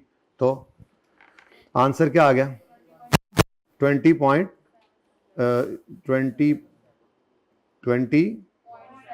अच्छा इसको वो कर लो ना 1000, पूरा ही लिख लो यार, तो ऐसे ही कंफ्यूज हो रहे हो, 27,000 जी। अब बताओ, हाँ वही आगे बढ़ा देना था वैसे तो 2620769 यूनिट्स अप्रॉक्सीमेटली लिख दिया करो ऐसे के साथ ना हमेशा, क्योंकि यूनिट्स पॉइंट में नहीं लिखने आपने कभी भी, यूनिट को ऐसे थोड़ा ही होता है कि हम 9.5 यूनिट बेचेंगे या 9 बेचेंगे या 10 बेचेंगे, तो राउंड अप या राउंड डाउन कर लिया करो और साथ अप्रॉक्सीमेटली लिख दिया करो छोटा सा अप्रॉक्स, ठीक है जी। आगे क्या है जी मार्जिन ऑफ सेफ्टी निकालो इसी करंट साल का, डी आ गया जी, मार्जिन ऑफ सेफ्टी निकाल देते हैं जी, मार्जिन ऑफ सेफ्टी यूनिट्स के अंदर निकाल दो, तो ब्रेक इवन सेल्स निकल आई, बजटेड सेल पहले से मौजूद थी, तो budgeted sales minus break even sales कितना आ गया जी, एमओएस 9,9231 यूनिट्स। हमारी तबीयत ठीक हो गई, अभी सही हो, अच्छा जी। उसके बाद यहाँ से कहानी अब रुख पलट रही है और नेक्स्ट ईयर पे हम जाने लगे हैं, ठीक है। तो यहाँ तक कोई मसला, थोड़ी बहुत रिवीजन हुई। अगली रिक्वायरमेंट है सेल वॉल्यूम, वो निकालो सेल वॉल्यूम जो नेक्स्ट ईयर में बजटेड प्रॉफिट के बराबर प्रॉफिट अचीव करने के लिए ज़रूरी है, सुभान अल्लाह। तो नेक्स्ट ईयर रिक्वायरमेंट ई शुरू होगी, यहाँ से कर लेते हैं। रिक्वायरमेंट ई, मुझे चाहिए sale units to earn desired PBT. Desired PBT हमारा कौन सा है, मैं क्या नवा प्रॉफिट की लिखना, मैंने वही वाला एग्जांपल में डाल दिया, ठीक है। तो टोटल फिक्स कॉस्ट का मुझे नहीं पता अभी, क्योंकि ये नेक्स्ट ईयर की है, ये तो दोबारा अभी वर्किंग से निकलेगी ना, ठीक है। लेकिन हम अपना फॉर्मूला तो लिखे ना। उसके बाद प्लस जो प्रॉफिट होना है ना जी, प्रॉफिट वो मुझे पता है, वो उसने कहा है जी कि ये जो 12 लाख का प्रॉफिट है ना, ये बजटेड प्रॉफिट जो है, यही प्रॉफिट अचीव करना है। तो बताओ असल में ये प्रॉफिट अचीव करने के लिए जो यूनिट्स हैं उनमें मसले मसाइल ये आ रहे हैं कि बहुत सारी कॉस्ट ऐसी हैं जो महंगाई सस्ताई की वजह से बढ़ रही हैं, कम हो रही हैं, ठीक है। तो हमें बहरहाल डिवाइड किससे करना है जी, कंट्रीब्यूशन, तो वो भी नया निकलेगा। तो अब शुरू हो जाओ वर्किंग पे। तो वर्किंग अभी तक मैंने एक ही की थी सवाल में पूरे में, तो वर्किंग 2 कर लेते हैं। वर्किंग 2 में सबसे पहले मैं ऊपर फिक्स कॉस्ट आ रही है तो वही निकाल लो, ठीक है। नेक्स्ट ईयर के लिए, ये नेक्स्ट ईयर के लिए मैं सब कुछ कर रहा हूँ, ठीक है जी। तो नेक्स्ट ईयर के लिए बजटेड टोटल फिक्स कॉस्ट, अब मसला ये है कि फिक्स कॉस्ट में तो कोई चेंज नहीं है, फिक्स कॉस्ट में तो कोई चेंज नहीं है, पर महंगाई भी तो हो गई ना। Budgeted fix cost will be 25% higher, तो इसका मतलब इसको 1.25 कर लें। आंसर क्या आ गया, ₹33,375,000।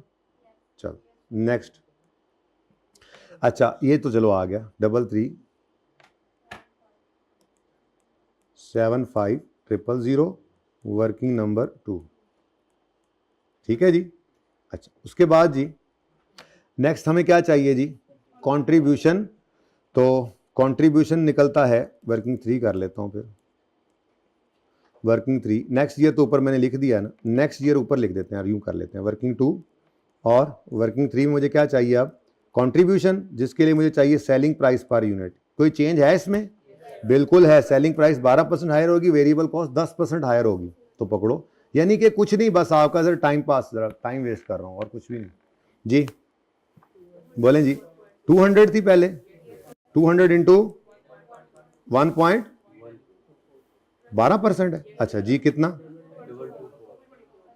224। उसके बाद वेरिएबल कॉस्ट पर यूनिट कितनी थी? 70 थी ना पहले। इसको कितना बढ़ाना है? 1.10। तो आपका कंट्रीब्यूशन पर यूनिट कितना आ गया?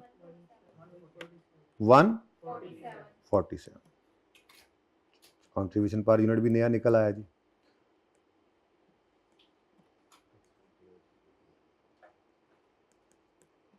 तो 147 से डिवाइड कर दिया आपने, वर्किंग 3 में आया ये, 2 दो दफ़ा कैसे आ गई? अच्छा जी, answer is rupees 311 units approximately. ठीक है, ऐसे लिख दिया करो। और भी कुछ है? Break even sales next year की, सुभान अल्लाह, कौन सा मुश्किल है? एफ में ब्रेक इवन सेल्स रुपीज़ में, यूनिट्स में? यूनिट्स में। रुपीज़ वाला रिवाइज कर लिया वैसे हमने कि वो क्या करना है।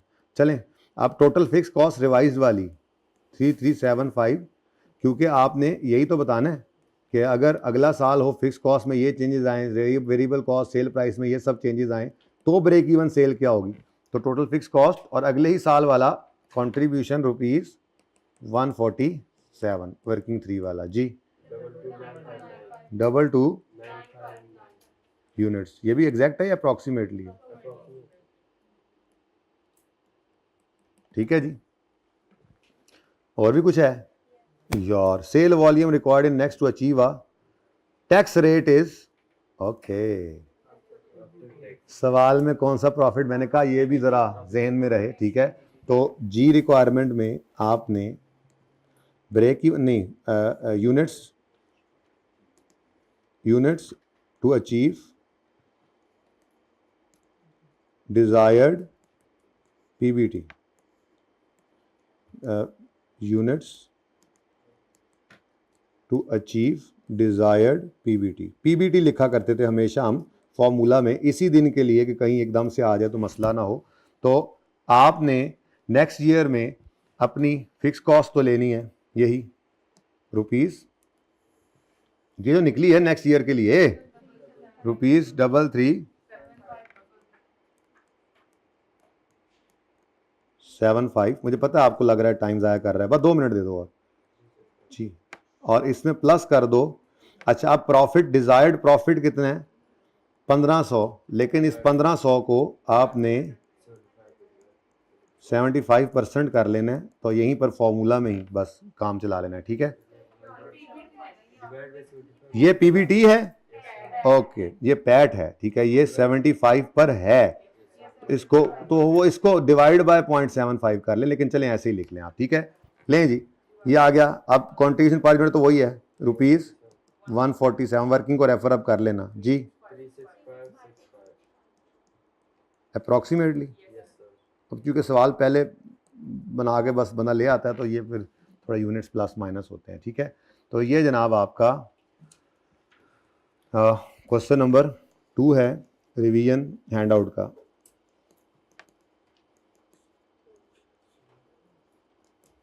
ठीक है,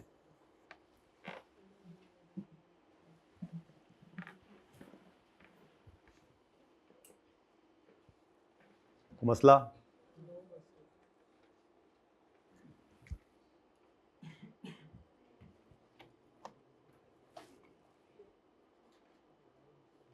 ये हम कहाँ पहुंच गए? इधर आए, ले जी, तंजीम लिमिटेड दी जगह नहीं बची, जरा थले ले आओ।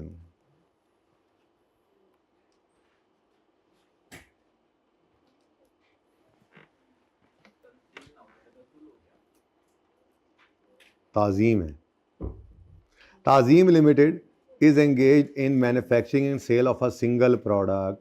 रिक्वायरमेंट पढ़ो, कैलकुलेट मार्जिन ऑफ सेफ्टी पर बजट, जो बजट उन्होंने दिया हुआ है, और ये भी डिटरमिन कर दो कि कितनी सेविंग फिक्स कॉस्ट की चाहिए अगर मार्जिन ऑफ सेफ्टी 20% पे लेके जाना है।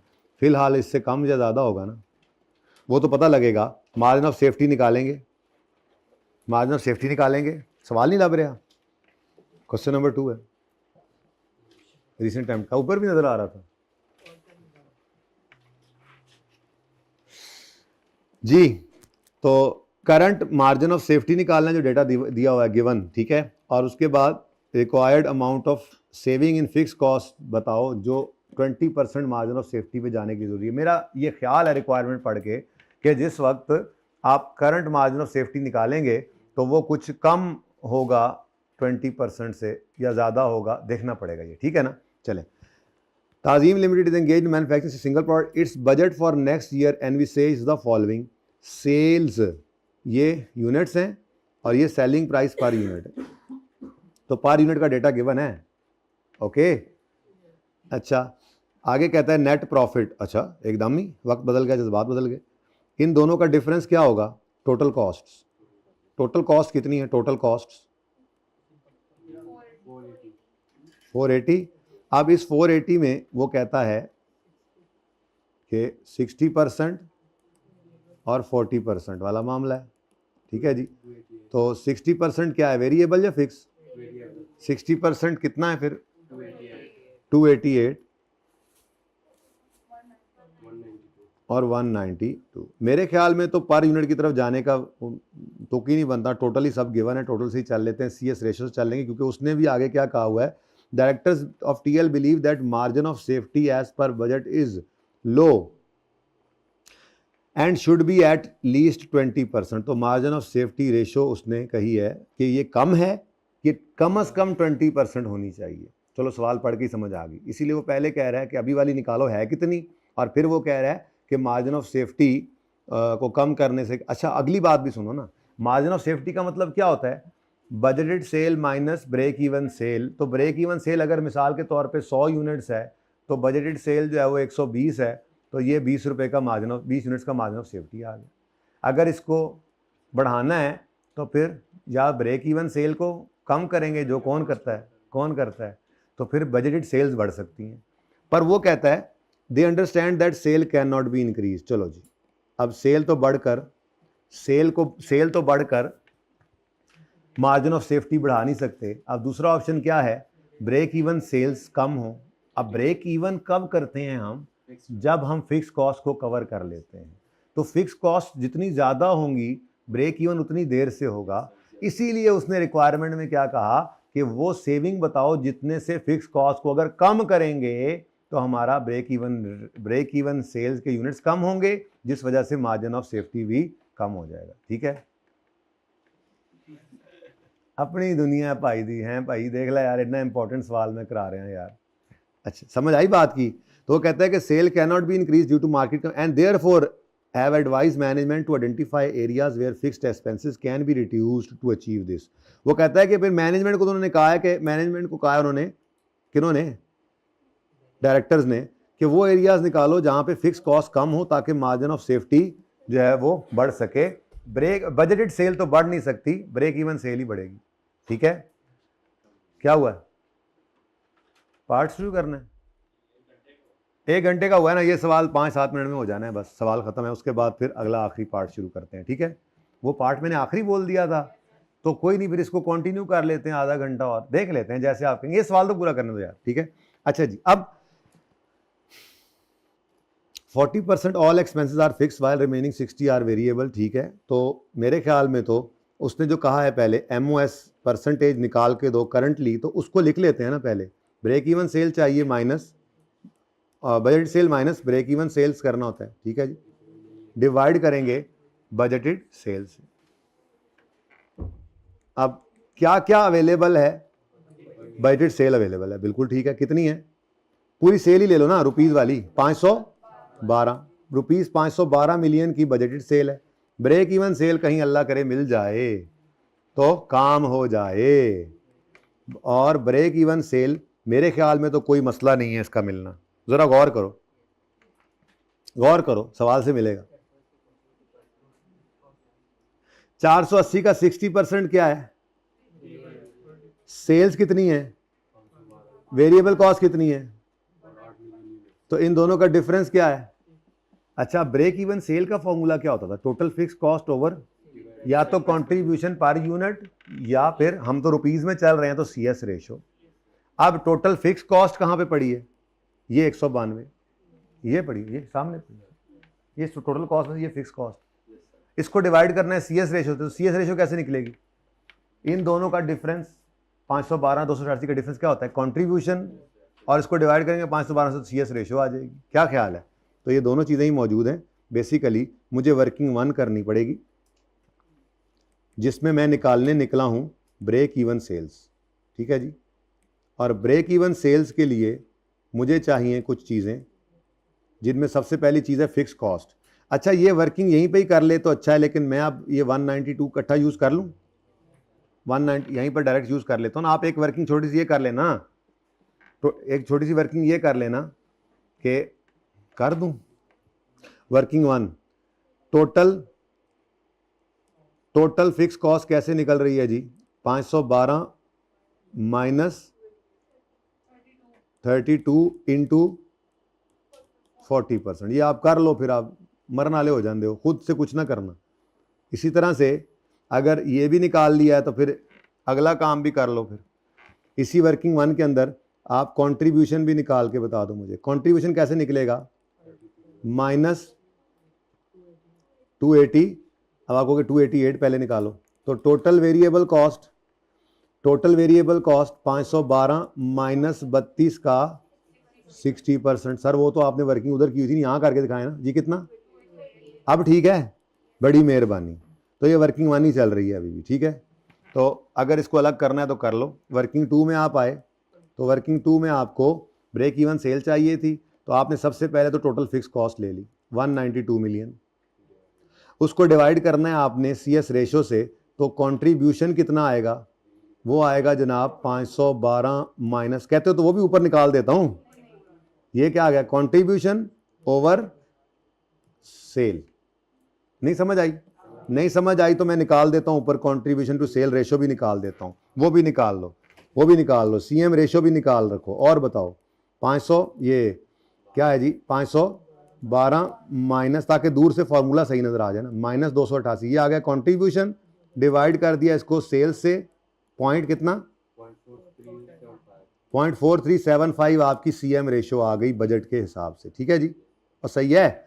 अब ये डायरेक्ट लिख देते हैं, ये भी मैंने वर्किंग 1 में जनाब निकाला है, और CM रेशो 0.4375 भी मैंने वर्किंग 1 में ही निकाला है, और मेरे ब्रेक इवन सेल्स इन रुपीस मिलियन में ही आएगा, कि मिलियन चल रहा है सारा, कितना आ गया 438.86 मिलियन, ठीक है जी, 0.86 मिलियन आ गया। अच्छा अब ये मिल गया मुझे 438.86, तो मार्जिन ऑफ सेफ्टी कितना आ गया,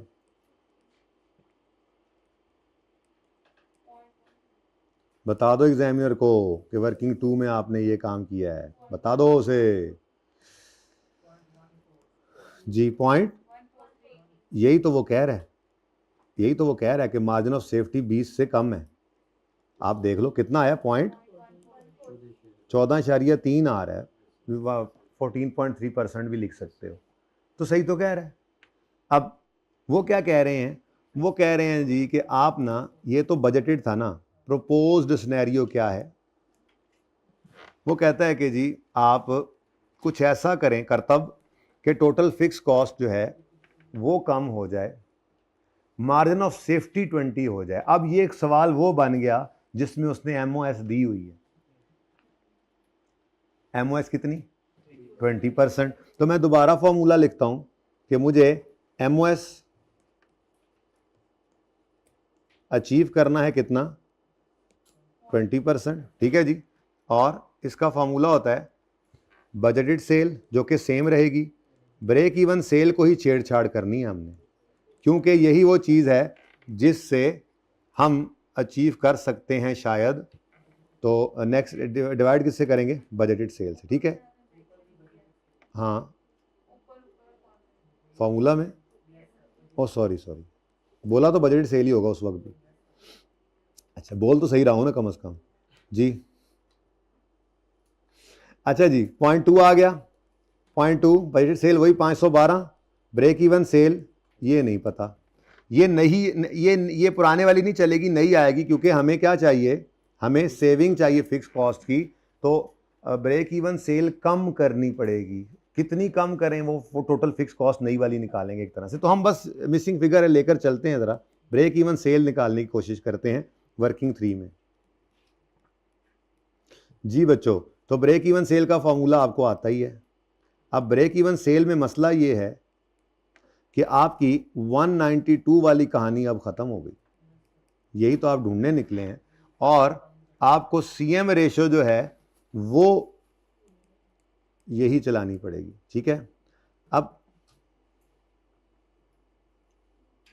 ब्रेक इवन सेल का फॉर्मूला 192, चलो फिलहाल लिख लेते हैं ब्रेक इवन सेल है कितनी, ठीक है। तो ब्रेक इवन सेल्स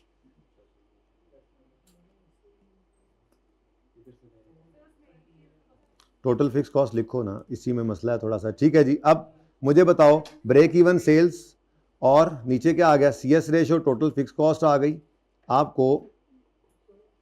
मेरे ख्याल में तो ये निकल रहा है, चलो इसको वर्किंग में लेके आते हैं। सॉरी, एक मिनट रुकना, ये मेरी वर्किंग है, ये मेरी वर्किंग है, ये मैं निकालूंगा फिर। इधर आना ज़रा भाई, मैं ज़रा उलट हो गया, इधर आओ, मैं ज़रा वर्किंग, इधर अच्छा लगता है ना सर वर्किंग।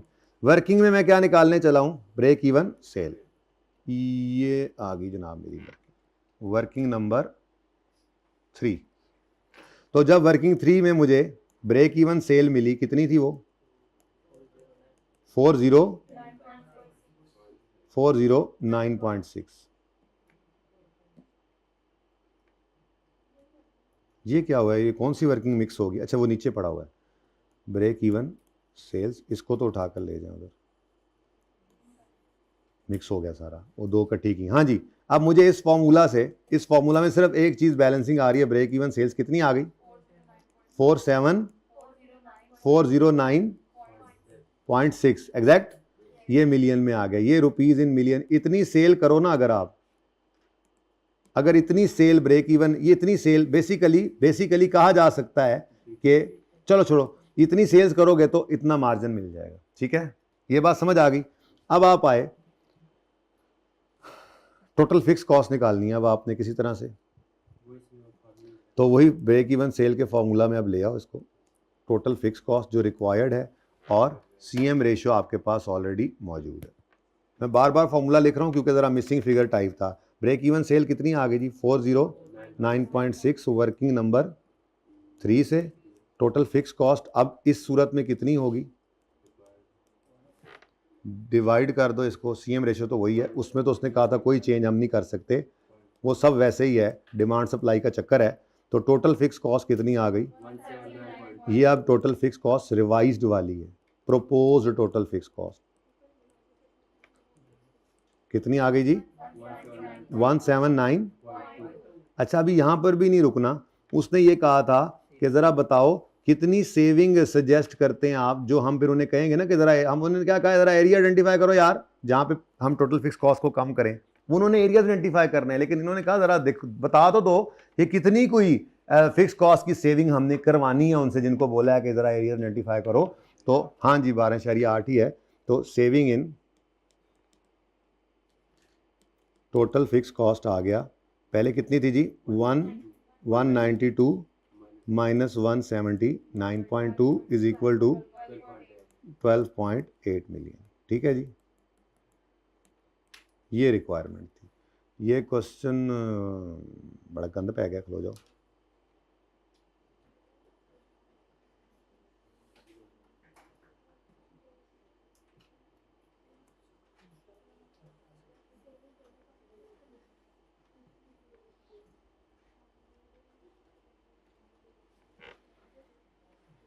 यहीं से ही देख लें, ये वाला ठीक है जी। क्वेश्चन नंबर 2, ऑटम, लें जी पिक्चर ले लें इसकी। अब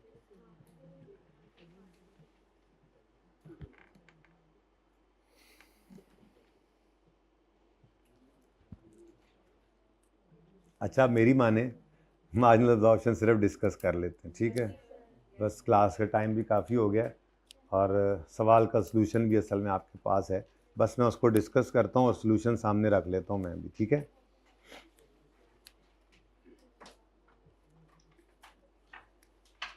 कुछ बच्चों ने कहा था शुरू में पहले वही करा दें, अब ये असाइनमेंट है उन सब बच्चों की जो सबसे पहले जाके आज ये करेंगे। मेरा को काम ख़त्म हुआ है, मैंने अभी रिवीजन प्लान बनाना है, मैंने आपके लिए सॉल्यूशन बनाना है, मैंने फिर मॉक की तैयारी पकड़नी है। मेरा काम ख़त्म नहीं हुआ तो आपका क्यों ख़त्म हो? तो आपने ये सवाल कर लेना है जाके, लेकिन आराम से पहले डिस्कशन करते हैं इसकी, ठीक है। सवाल आसान था, मुश्किल नहीं था, और सोल्यूशन आपके फॉर्मेट के मुताबिक है बिल्कुल, जो आपको अवेलेबल किया गया है, ठीक है।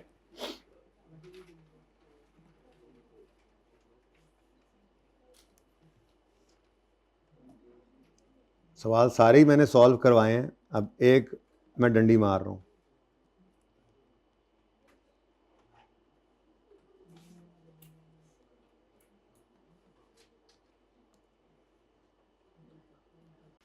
ले जी, सवाल मुश्किल नहीं है, बहुत आसान है, करते जाएंगे, देखते जाएंगे, खुश होते जाएंगे, ऐसा सवाल है। मैं इसका सॉल्यूशन ओपन कर लूँ जो आपको भेजा हुआ है।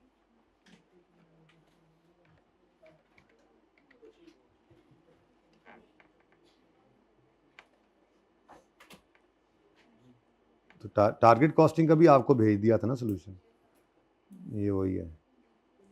अच्छा, कौन सा देखना है अब हमने? Marginal absorption. चले, थोड़ा सा है ज़रा लेंथी, इसलिए एक उसमें नज़र नहीं आएगा।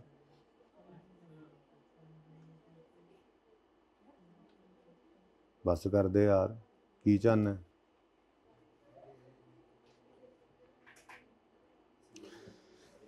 चले, गुजारा ही करना है। आपके पास सॉल्यूशन मौजूद है ना, अपने सॉल्यूशंस ओपन करें ज़रा, ओपन करें, आपको भेजे भी हुए हैं, ठीक है। लें जी, प्रिपेयर करें बजटेड प्रॉफिट और loss statement for the year 31 August 25 using marginal और एब्जॉर्प्शन कॉस्ट। अच्छा, एक सेकंड के लिए अगर हम जाके ज़रा थोड़ा सा मार्जिनल एब्जॉर्प्शन को एक नज़र डाल लें, हालांकि आपने इस बात पे नाराज़ हो जाना है मुझसे, लेकिन फिर भी डाल लें, कुछ नहीं होता। तो इस फॉर्मेट पे आईकेप का फॉर्मेट हम नहीं फॉलो करते, सॉल्यूशन बस सेम होता है, तो हमारा यही फॉर्मेट होगा। आप अगर अपने सॉल्यूशन में देखें तो भाई ज़रा बुलाएं अहमद को, ये सॉल्यूशन की कॉपी करवा लेते हैं ताकि आपको ज़रा आसानी हो जाए, क्योंकि वो शीट से मेरे पास भी तो है, वो मैंने जो कन्वर्ट करके आपको भेजा था। सुभान अल्लाह, सारे बोलो सुभान अल्लाह। तबीयत बेहतर हो रही है मेरे भाई की, अल्लाह तुम्हें सेहत दे। ये पेपरों के दौरान ऐसी सेहत आइंदा ख़राब ना कर लेना आप, ये मौका थोड़ा ही है इनका। बस काम चल जाए यार, बैठ जाओ आराम से। चलो, कौन सा था? Marginal absorption. ये असल में वो वर्ड में नहीं किया ना, वो एक्सेल में मैं सॉल्व कर रहा था, तो एक्सेल के अंदर ही था भाई। ये सॉल्यूशन अब ज़रूरत नहीं है इनको कॉपी करके देने की, ठीक है। इनके पास गया हुआ, मेरे पास वन नोट में आ गया, ठीक है। अब इजी, आप ऐसे ऐसे ऐसे ऐसे जो मर्जी करते रहो। हम रिवाइज करने लगे थे जी बेटा जी। आपने प्रॉफिट स्टेटमेंट बनानी है एब्जॉर्प्शन कॉस्टिंग में, तो sale less cost of sale, जिसमें सब कुछ ही होता था, जीपी आता था, लेस करते the variable selling marketing, fix selling marketing, fix admin. Production के सारे खर्चे जीपी से ऊपर जा चुके हैं। मार्जिनल कॉस्टिंग के अंदर हम वेरिएबल कॉस्ट ऑफ सेल निकालते हैं, और फिक्स्ड एफओएच जो है वो जीपी के बाद, यानी कॉन्ट्रीब्यूशन के बाद नजर आता है टोटल एक्चुअल में, ठीक है। तो वेरिएबल कॉस्ट ऑफ सेल, फिर वेरिएबल सेलिंग एक्सपेंसेस, कॉन्ट्रीब्यूशन, फिर टोटल फिक्स कॉस्ट निकालते हैं, fix selling admin, fixed marketing, fixed FOH, सारे यहाँ पर निकाल के प्रॉफिट्स आ जाते हैं मार्जिनल और एब्जॉर्प्शन वाले। दोनों में फ़र्क क्या होता था? अच्छा, एक मैंने थोड़ा सा आपके साथ समझ लें, थोड़ी सी ज़्यादती की सॉल्यूशन के अंदर। मैंने ये दोबारा नहीं लिखे, मैंने एक ही कर दिया है थोड़ा सा। अब इस लेवल पे तो आप हैं, अब आखिरी क्लास के अंदर ये कर दें, लेकिन याद तो ऐसे ही है। फ़र्क क्या होता था जी? ये एब्जॉर्प्शन वाला, एब्जॉर्प्शन के अंदर direct material, direct labour, variable और फिक्स्ड ओवरहेड, एब्जॉर्प्शन रेट वाले एब्जॉर्ब्ड एफओएच लेते थे, टोटल कॉस्ट आ गई। जबकि मार्जिनल में सिर्फ यही नहीं होता था, तो ये भी टोटल प्रोडक्शन कॉस्ट आ गई। अब opening finish good inventory normally given होती है, जो आपके सवाल में नहीं थी। ओपनिंग फिनिश गुड इन्वेंट्री की कॉस्ट पर यूनिट पिछले साल वाली होनी चाहिए, इसलिए वो भी निकालनी पड़ी थी।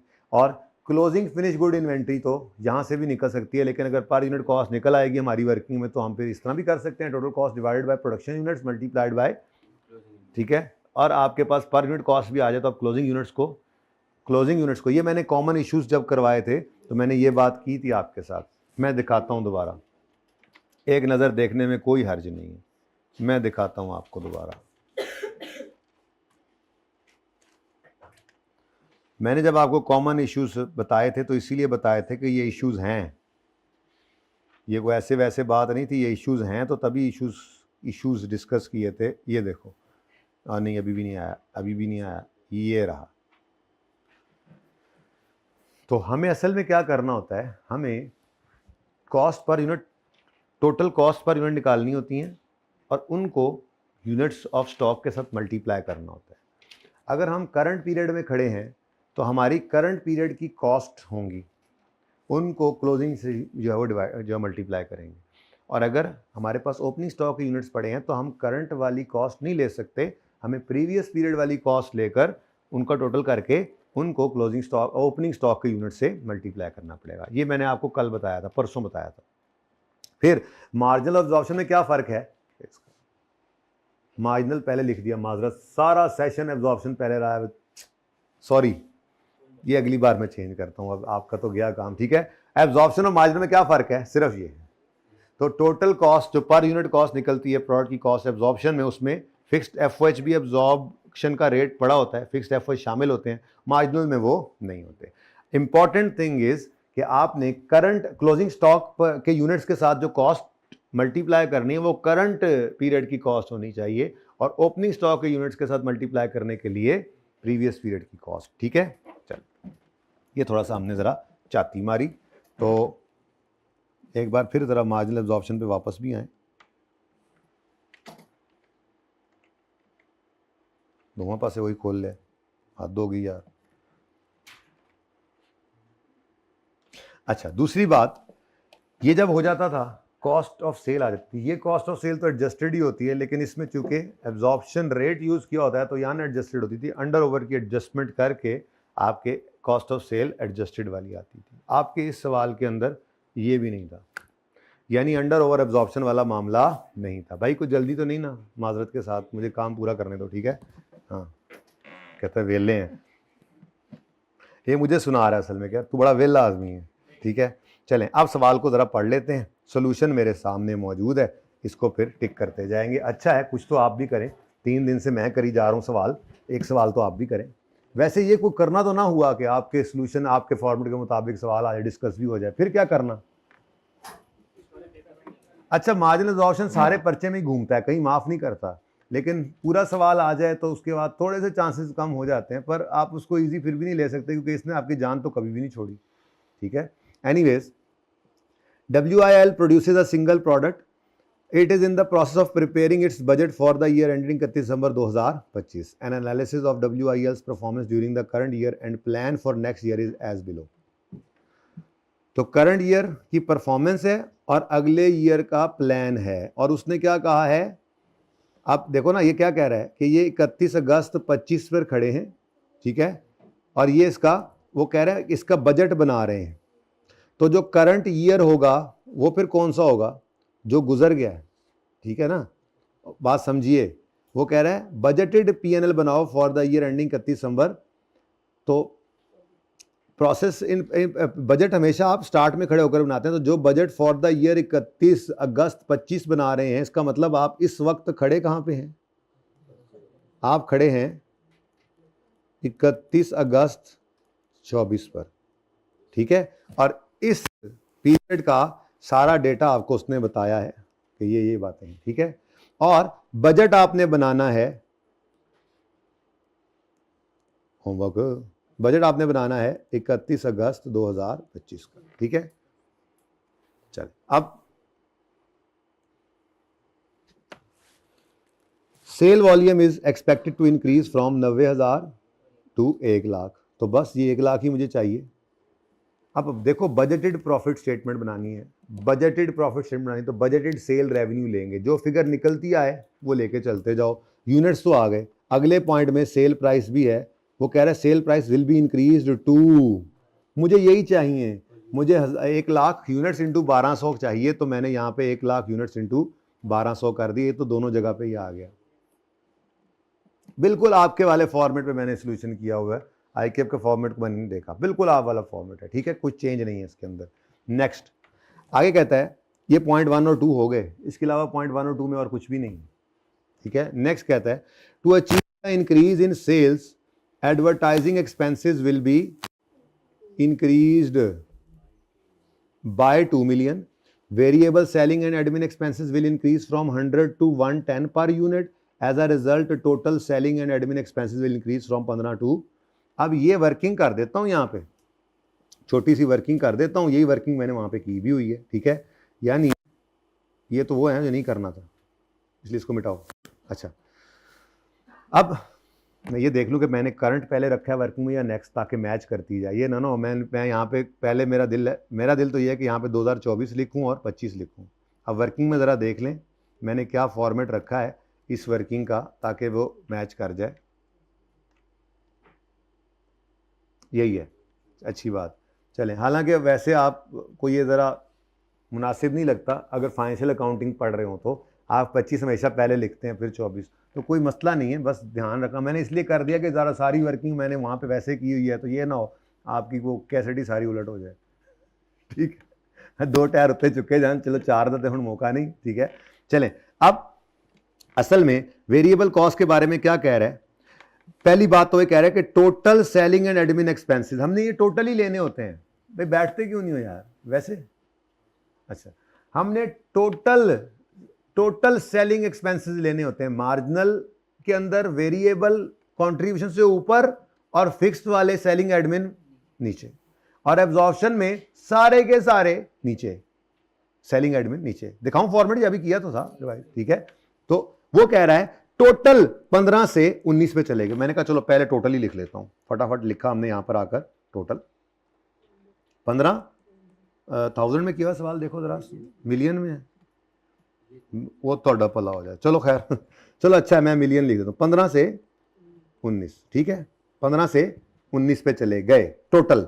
क्यों जी, क्यों गए, वो कहता है to achieve increase in sale, ये जो हमने सेल का इंक्रीज अचीव करने का सोचा है, हमने एडवर्टीजमेंट करनी है जो कि 2 मिलियन से बढ़ेगी। ये एडवर्टीजमेंट क्या होती है जी, ये फिक्स कॉस्ट है बेटा, ये तो किसी यूनिट की वजह से नहीं बढ़ रही है, ये तो एकदम से बढ़ गई, तो 2 मिलियन तो ये इंक्रीज आया है जो यहाँ पे नहीं था, ठीक है।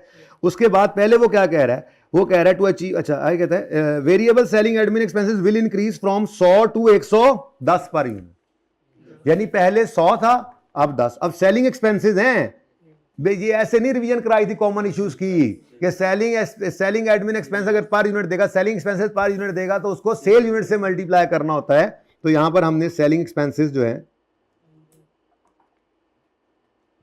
यहां पे लिख देता हूं, सेलिंग एक्सपेंस, जैसे लिख दो सेलिंग एक्सपेंस, ये 24 के लिए 90,000 इंटू कर लो ना, डायरेक्ट कर लो, 90,000 इंटू 100 करो, 90,000 इंटू कितने गया 100, करो जरा आंसर बताओ मुझे, वहां पे वर्किंग हुई पड़ी है जी, 9,000, 9 मिलियन होगा ना, 9 मिलियन, ठीक है। और 25 के लिए यूनिट्स बढ़ गए, ये मैं ग्रीन 25 के लिए यूज कर लूंगा, और ये 110, बताओ ये कितना, अच्छा, अब बाकी क्या होंगे, बाकी फिर ये सेलिंग एक्सपेंसेस कौन से थे, ये वेरिएबल सेलिंग एक्सपेंसेस थे, वेरिएबल सेलिंग एक्सपेंसेस हैं क्योंकि वो पर यूनिट गिवन है, ठीक है। अब पिछले साल के अंदर बाकी सारे के सारे फिर क्या होंगे, फिक्स्ड सेलिंग एक्सपेंसेस होंगे, पिछले साल कितने थे, इस साल भी 6 ही आ रहे हैं, ठीक है। अब ये इस तरह अलग अलग इसलिए कर लिया कि अब चलो इसको पॉइंट को सारे ही फड़का देते हैं भाई, ठीक है। ये वैसे मैंने वर्किंग में एंड पे किया हुआ है क्योंकि तरतीब के अंदर इसको एंड पे ही जाके देखते थे ना, लेकिन चलो इसको आप पहले ही कर लेते हैं। अब एब्जॉर्प्शन कॉस्टिंग के अंदर ये पूरा 19 आपने ले लेना है, ठीक है, पूरा 19 जीपी के बाद, और मार्जिनल के अंदर आपने इस 11 को ले लेना है कंट्रीब्यूशन से ऊपर और 8 को ले लेना है कंट्रीब्यूशन के बाद। इसका क्या करना है, इसका तो मैंने कुछ भी नहीं करना था, सिर्फ समझाने के लिए ये लिख दिया कि कहानी कुछ ऐसे चली है, परेशान ना होना। बैलेंसिंग तो इधर से भी वही निकला है, उसमें कोई चेंज था नहीं, ठीक है। तो मेरे अब सवाल के लिए रेलेवेंट सिर्फ इतनी सी बात है, ये दिखा देता हूँ, ठीक है। तो एब्जॉर्प्शन हमारा पहले चलता है, ये देखो वेरिएबल 11, चलो ये मैंने अलग अलग लिखा हुआ है 11 और 8, मतलब वैसे अलग कर दिया था ना, तो अल्टीमेटली आया तो दोनों का कहाँ पे है, जीपी के बाद ही आ रहा है ना। फिक्स्ड और वेरिएबल मैंने शायद लिखे भी ऐसे ही थे फॉर्मेट के अंदर कि फिक्स सेलिंग भी इधर ही, वेरिएबल सेलिंग भी इधर ही, ठीक है। तो टोटल कितना आ रहा है, टोटल ये देखो, ये 11 और 8 कितना बनता है, 19 मिलियन है ना। तो यही 19 मिलियन में कह रहा था जीपी के बाद आना है एब्जॉर्प्शन में। मार्जिनल में क्या होगा, 11 चले जाएगा कॉन्ट्रीब्यूशन से ऊपर, ठीक है। तो ये 11 कॉन्ट्रीब्यूशन से ऊपर और 8 कॉन्ट्रीब्यूशन से नीचे, ठीक है। ये जो चीजें टिक होती जा रही हैं, काम हो गया हमारा, ठीक है। तो ये पॉइंट क्लियर, कोई मसला, सवाल तो आपने करना था, मैं बैठ के करा रहा हूं बस, तो हो ही रहा है ना, सवाल होना इसी को ही कहते हैं, ठीक है। क्वेश्चन सामने मैं उठ के लिख नहीं रहा इस सारे को, ठीक है। तो आपको करने के लिए सवाल भी मिल गया, अच्छा है ना। पूरे पेपर में कोई सवाल आपको मिल नहीं रहा था, ठीक है। Next, high better quality raw material will be purchased at 315 per KG. अब ये ऊपर वही चलने दो, 24-23 ऐसे ही चलने दो, ठीक है ना। अब मैं रॉ मटेरियल की कहानी लेकर बैठ गया हूँ, ठीक है। रॉ मटेरियल के बारे में क्या कहता है, 315 पर केजी, ₹315 पर केजी, ये हमें मिलेगा। अच्छे वाला मटेरियल हम मंगवा रहे हैं, ठीक है। बजट में क्या कह रहे हैं, अच्छे वाला, मोबाइल यूज करने से सवाल नहीं समझ आएगा, अच्छे वाला मटेरियल हम मंगवाएंगे, ठीक है। आगे कहता है which is an increase of 5%, better quantity will be purchased। ओ अच्छा, पिछले साल 5% से बढ़ा है। अच्छा बेटा जी एक बात ध्यान में रखो, पिछले साल वाला भी मुझे, हर चीज पिछले साल वाली भी चाहिए। उसकी वजह है कि ये जरा देखो, वो कह रहे हैं कि क्लोजिंग फिनिश गुड्स इन्वेंट्री, हाँ थोड़ा चेंज किया है उन्होंने, ऑफ सेल, मतलब ओपनिंग फिनिश गुड्स इन्वेंट्री भी थी, क्लोजिंग भी थी। अब अगर ओपनिंग फिनिश गुड इन्वेंट्री है तो उसकी कॉस्ट निकालने के लिए मुझे पिछले साल वाली कॉस्ट चाहिए, मटेरियल की, लेबर की, वेरिएबल ओवरहेड की, मैं मार्जिनल के लिए और प्लस फिक्स्ड ओवरहेड की। तो ये बेसिकली अब मैं क्या निकालने लगा हूं, मैं यूं लिख लेता हूं, जरा तमीज से लिख लेते हैं ना। हम बेसिकली क्या करने लगे हैं, हम कॉस्ट पर यूनिट निकाल रहे हैं, ठीक है जी, कॉस्ट पर यूनिट, जिसमें सबसे पहले कौन आ गया, रॉ मटेरियल। तो ₹315 पर केजी है, ये इंक्रीज है ओवर प्रीवियस ईयर। तो 24 के अंदर फिर कितना था, अगर ये 5% बढ़ गया, परसेंटेजेस, कोई कॉन्सेप्चुअल, इतना सीधा सवाल था, आप आगे चलते जाओगे देखते जाओगे। तो अगर ये 315 5% बढ़कर आ चुका है, तो इसका मतलब ये 105 पे बढ़ा है, तो फिर इसका 5 कितना है। तो ये मैं यहां पे अब कैसे करूं, यहां कर दूं 315 डिवाइडेड बाय इंटू 100, ठीक है। ठहर जाओ यार, ये जरा ऊपर बार बार लिखना ना पड़े, चलो ओके ओके ओके ओके, 100 मुक गया जी, ओके 100 मुक गया जी। कितना है 300, ये 2024 दोबारा लिख देता हूं, और 2025 का वो बता के कह रहा है 2024 में ये 5% इससे कम था, यानी ये इंक्रीज है ओवर प्रीवियस ईयर। अब ये इसी तरह से चलते गए, मटेरियल लेबर सारी कॉस्ट निकाल लेंगे 1 मिनट के अंदर, कॉस्ट सारा सवाल खत्म है, और कुछ है ही नहीं। कॉस्ट पर यूनिट तो चाहिए हमें, हम कॉस्ट पर यूनिट को ही लेकर हम चार्ज करेंगे, प्रोडक्शन कॉस्ट निकालेंगे, उसी को क्लोजिंग स्टॉक के लिए करेंगे, और रेकंसिलिएशन तो वैसे ही आप लेफ्ट हैंड से बनाते हैं, क्योंकि आपने हमेशा एब्जॉर्प्शन पहले रखा है, ओपनिंग प्लस क्लोजिंग माइनस, ठीक है। ये लोग कहां से आई जा रहे हैं, तुम लोग सुबह से अभी तक नहीं आए थे, अभी कहां गए थे,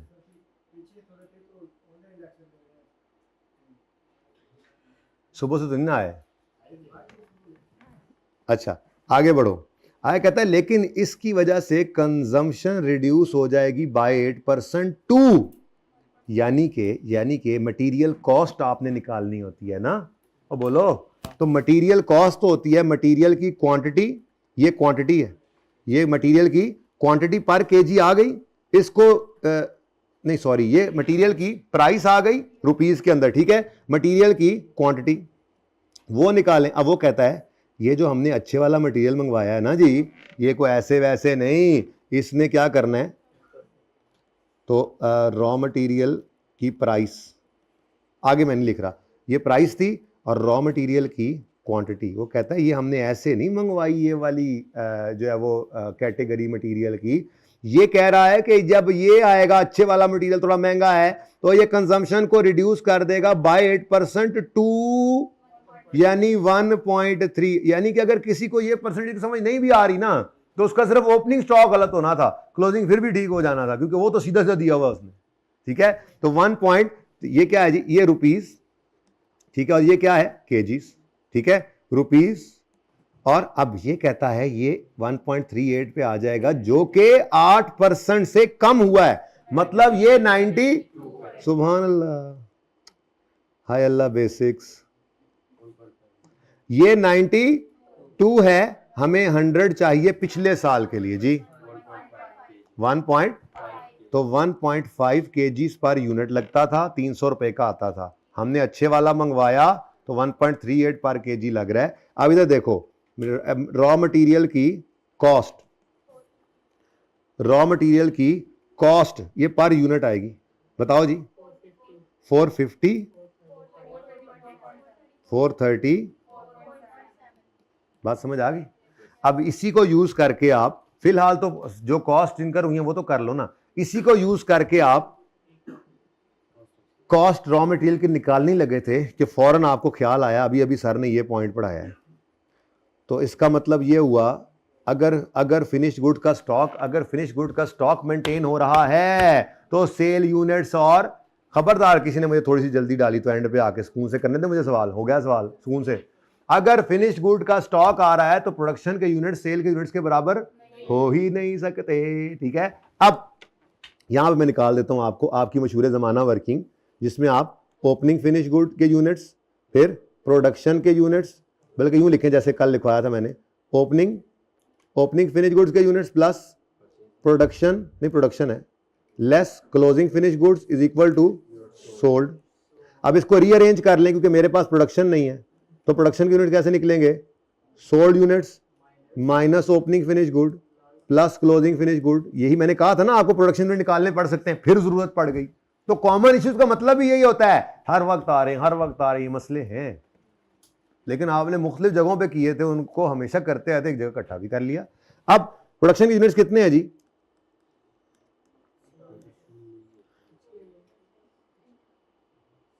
एक मिनट यार, जगह जरा तंग है, इसको उधर ना ले जाऊं, क्योंकि मुझे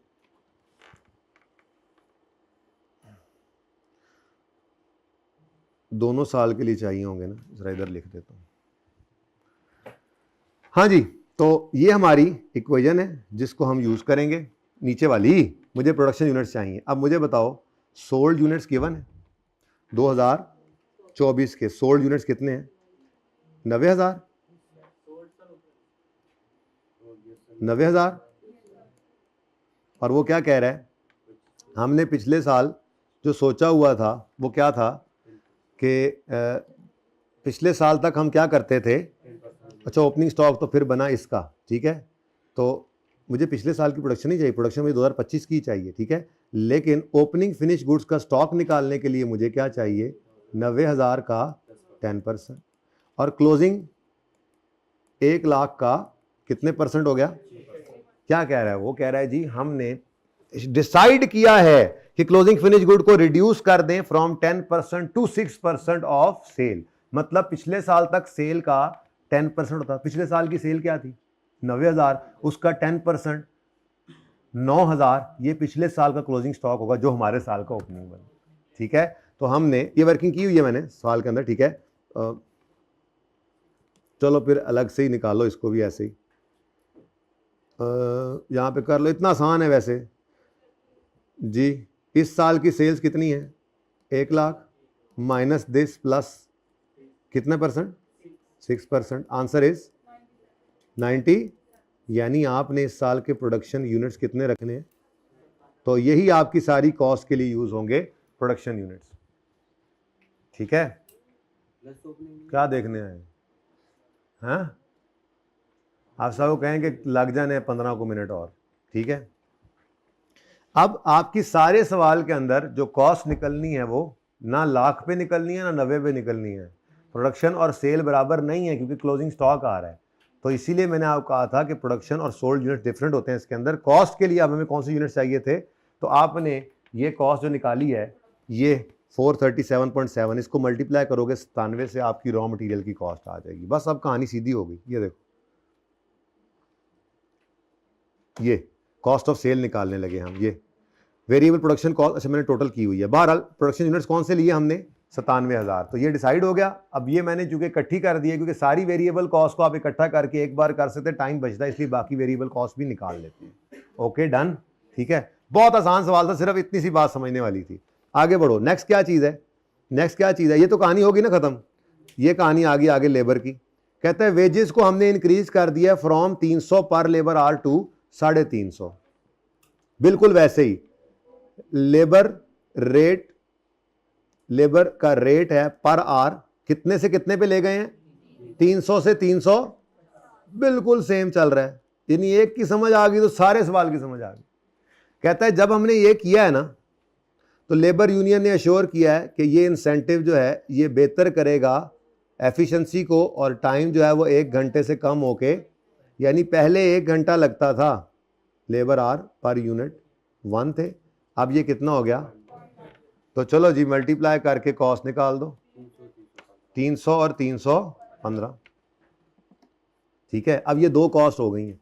मैं एक बार तीनों इकट्ठी कर लूँ फिर आपको वेरिएबल कॉस्ट दिखा देता हूँ, ठीक है ना। वर्किंग वैसे यहाँ प्रॉपर की हुई है मैंने आपके सोल्यूशन में ना, ये देखो ये ऐसे की कॉस्ट पर यूनिट निकालते हुए, ये देखो मटेरियल ऐसे निकला, यहीं से देख लेते हैं, बल्कि लेबर 300 से 315 आई है ना। चलो उधर से देख के आते हैं वापस, यहाँ पे फिर देख लेंगे। यहाँ पे जरा गंद गुंद पड़ रही है, देखो नंबर मिटाएं, आगे चलें। नेक्स्ट क्या चीज़ है, next is variable overheads will increase from 100 to, अच्छा बेटा जी पर लेबर आवर है, तो इधर देखो वेरिएबल ओवरहेड का रेट मैंने पहले लिया, वो कितना है जी, 100 था, लेकिन लेबर आवर्स चेंज हो गए ना, लेबर आवर पर यूनिट कितने हो गए, 1 से 0.9, तो वेरिएबल कॉस्ट कितनी आ गई पर यूनिट, ये 100 थी,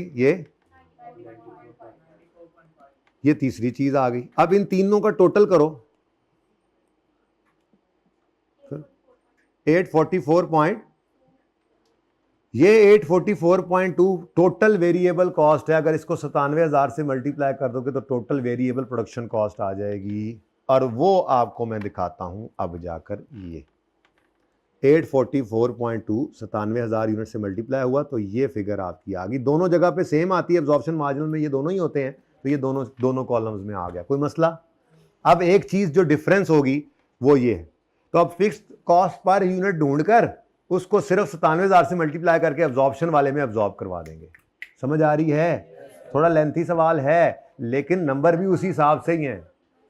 नंबर हो गया, फिर भी देख लो 2 मिनट रह गए, अब कुछ नहीं रह गया, ठीक है। आगे बढ़ो जी, नेक्स्ट है आखिरी पॉइंट रह गया ना। अब देखो सारा हो गया तो कहते हैं अब हो गया, मेरे पे एहसान कर रहे हैं जाते जाते कि हम नहीं करते सवाल। पूरा सेशन तो कोई एहसान नहीं किया आप लोगों ने, इची बीची को भी माफ नहीं करते थे, हैं डांगा चुक लेंदे सी, आज की होया, छुट्टी नजदीक है इसलिए। आगे जी, fixed overheads will increase due to inflation, बड़ी मेहरबानी। However, due to an expected increase in production next year, fixed overhead cost per unit will reduce from 70 to, एड्डी लंबी कहानी, यहां से यहां तक कोई चक्कर ही नहीं था, सिर्फ इतनी सी बात थी। ये फिक्स्ड ओवरहेड जो है वो 70 से 65.8 हो गए।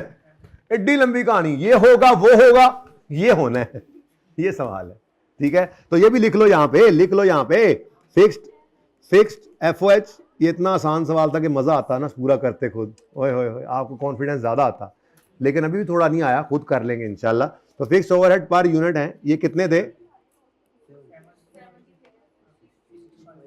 60, ठीक है जी।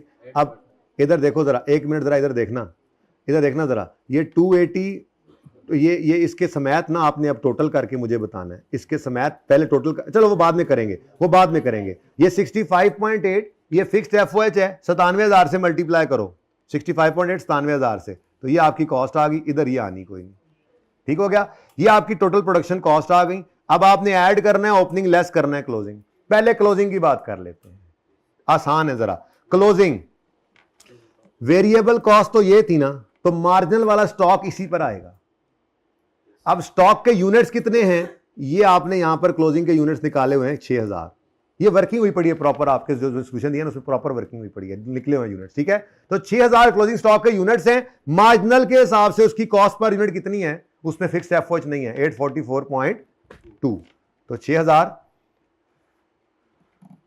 6000 इंटू करके देखो, जल्दी करो, 6000 इंटू 844.2 करो, ये फिगर आ रही है। असल में मैंने वर्किंग ना की, मैंने जान छुड़ाई एक बार फॉर्मूला लिख के अंग्रेजी में, और ठीक है, और वो वर्किंग का रेफरेंस दे लेना आप। यही आंसर आ रहा है। अच्छा, अब एब्जॉर्प्शन का जो क्लोजिंग स्टॉक है वो 844 से नहीं मल्टीप्लाई होगा, बल्कि आपने ये 65.8 भी ऐड करना है इसमें, 844, यानी ये तीनों येलोस को ऐड करके बताओ क्या आता है, 910.0। अच्छा, अब इस 910 को आपने 6000 से मल्टीप्लाई करना है, 5460। इन दोनों में फर्क होता ही यही है। अच्छा, अब ये हो गया क्लोजिंग, ऐसे ही ओपनिंग था, वो हमारा साथ के साथ ही हो गया। कैसे, ये देखो, ये raw material, labour, variable overhead, इन तीन का टोटल करें 850। अब ओपनिंग स्टॉक के यूनिट्स कितने हैं, आपके सवाल में प्रॉपर वर्किंग हुई पड़ी है, जहां में 9000 निकाले, 9000, ठीक है। तो 9000 इंटू 850 करें, 76, ये मार्जिनल वाला आ गया। एब्जॉर्प्शन के लिए क्या करना पड़ेगा, इसमें प्लस 70 करके 920 इंटू 9000 करें। अब आपके पास कॉस्ट ऑफ सेल आ गई, अंडर ओवर कोई था नहीं सवाल के अंदर, तो यही आपकी कॉस्ट ऑफ सेल उठकर इधर आ गई, दोनों की अलग अलग, ठीक है। अब सिर्फ रह गया इधर एक्चुअल फिक्स्ड ओवरहेड्स का आना। तो एक्चुअल कहां से लाएंगे हम भाई, ये जो इधर एब्जॉर्ब हुए हैं ना, यही असल में यही बजटेड, यही एक्चुअल, यही एब्जॉर्ब, कोई फर्क था नहीं, जिंदगी सुकून में थी, तो यही उठाकर मैंने इधर भी लिखे हुए हैं। मतलब आप यहां पे वर्किंग शो कर सकते हैं कि 65.8 इंटू कितना था, 97,000, ये काम हुआ यहाँ, ठीक है, और सही है। पर यूनिट को आपने क्या कर लिया, टोटल, ठीक है। अच्छा, अब आपके पास ये प्रॉफिट्स तो आ गए, अब इन दोनों में क्या आ रहा है, डिफरेंस, इसको रेकंसाइल भी करना पड़ेगा। तो रेकंसिलिएशन आपने अपने फेवरेट तरीके से करनी है। पहले एब्जॉर्प्शन रखना है, add difference in opening, less difference in closing, और आएगा इंशाल्लाह। कैसे, ये आपके पास स्टॉक्स मौजूद हैं, आप आए, आपने कहा जी ओपनिंग में डिफरेंस कितना है, तो 8280 माइनस 7650 करके बताओ आंसर। 82,80,000 माइनस 7650, 630 ऐड हो गया। ऐसे ही क्लोजिंग स्टॉक्स में डिफरेंस दोनों वाला 5065 माइनस 5460 लिखा हुआ है, 394 माइनस हो गया, और इसका आंसर आप निकालो, 912 में ऐड करो, लेस करो, आंसर ये आता है या नहीं आता, तो ये आपका रेकंसाइल भी हो गया। सवाल मुश्किल नहीं था, लेंथी था, लेकिन बेटा नंबर भी तो देखो, तो थोड़े नंबर थे, पौना घंटा इस सवाल पे लगाना था आपने पर्चे में, तो भी खैर थी, बाकी आसान भी थे। वैसे आधा घंटा काफ़ी होता है इसके लिए, तो इसको घर पे करना है आपने, ठीक है। अच्छा जी, अब आखिरी बात ये कि अपनी तरफ से तो कोशिश मैंने की है कि जो काम था सारा ही हो जाए, फिर भी कुछ ना कुछ पता ही आपको बतकाज़ा बशरियत कोई चीज़ रह भी गई होती है, तो जो चीज़ भी रह गई है इंशाल्लाह वो अगर रह गई हुई तो मैं आपको, यहाँ बच्चे लाइब्रेरी में बैठे होते हैं, मैं एक मैसेज करूंगा, अगर रह गई हो, ये मैं डिस्क्लेमर दे रहा होता हूँ, कोई मुझे ये ना कहे ये क्या बात हुई, क्लासें ख़त्म करके फिर फलां चीज़ दे दी है। कोई चीज़ आ ही जाती है ऐसी, दिल में आती है कि नहीं यार ये बच्चों को पता होनी चाहिए, तो आप जहाँ पे होंगे वहीं रहेंगे, कोई मसला नहीं है। 2-4 बच्चे तो मिल ही जाते हैं लाइब्रेरी से, मैसेज करूंगा तो आ जाएंगे, कैमरा मौजूद होता है, रिकॉर्डिंग करके आपको भेज देंगे, कोई हैंड आउट होगा साथ भेज देंगे, everything will be made available अगर ज़रूरत पड़ती है, इंशाल्लाह पड़ेगी नहीं, ठीक है। आपको मैंने रिवीजन प्लान देना है, उसके लिए मुझे आपने 2 से 3 दिन देने हैं। कोई मैसेज ना करे ग्रुप में, ऑनलाइन वाला हो या फिजिकल वाला हो, 2 से 3 दिन देने हैं, ठीक है। दूसरी चीज़, कोई पेंडिंग सोल्यूशंस हैं तो वो पेंडिंग सोल्यूशंस भी मुझे लिस्ट मिल गई है, एक स्टूडेंट ने दे दी है, उसके अंदर कोई मुख्तलिफ टॉपिक्स के जो सोल्यूशंस पेंडिंग थे वो भी आ जाएंगे। वो आने तक ही मैं अभी तक आपको पूरी एक फाइल नहीं भेज सका, तो जब वो सोल्यूशंस भी आ जाएंगे तो फिर जी जी वो पेंडिंग सॉल्यूशंस हैं वो भी आ जाएंगे 2-3 दिन में, तो वो मैं फाइल इनसे कंबाइन करवा लूँगा।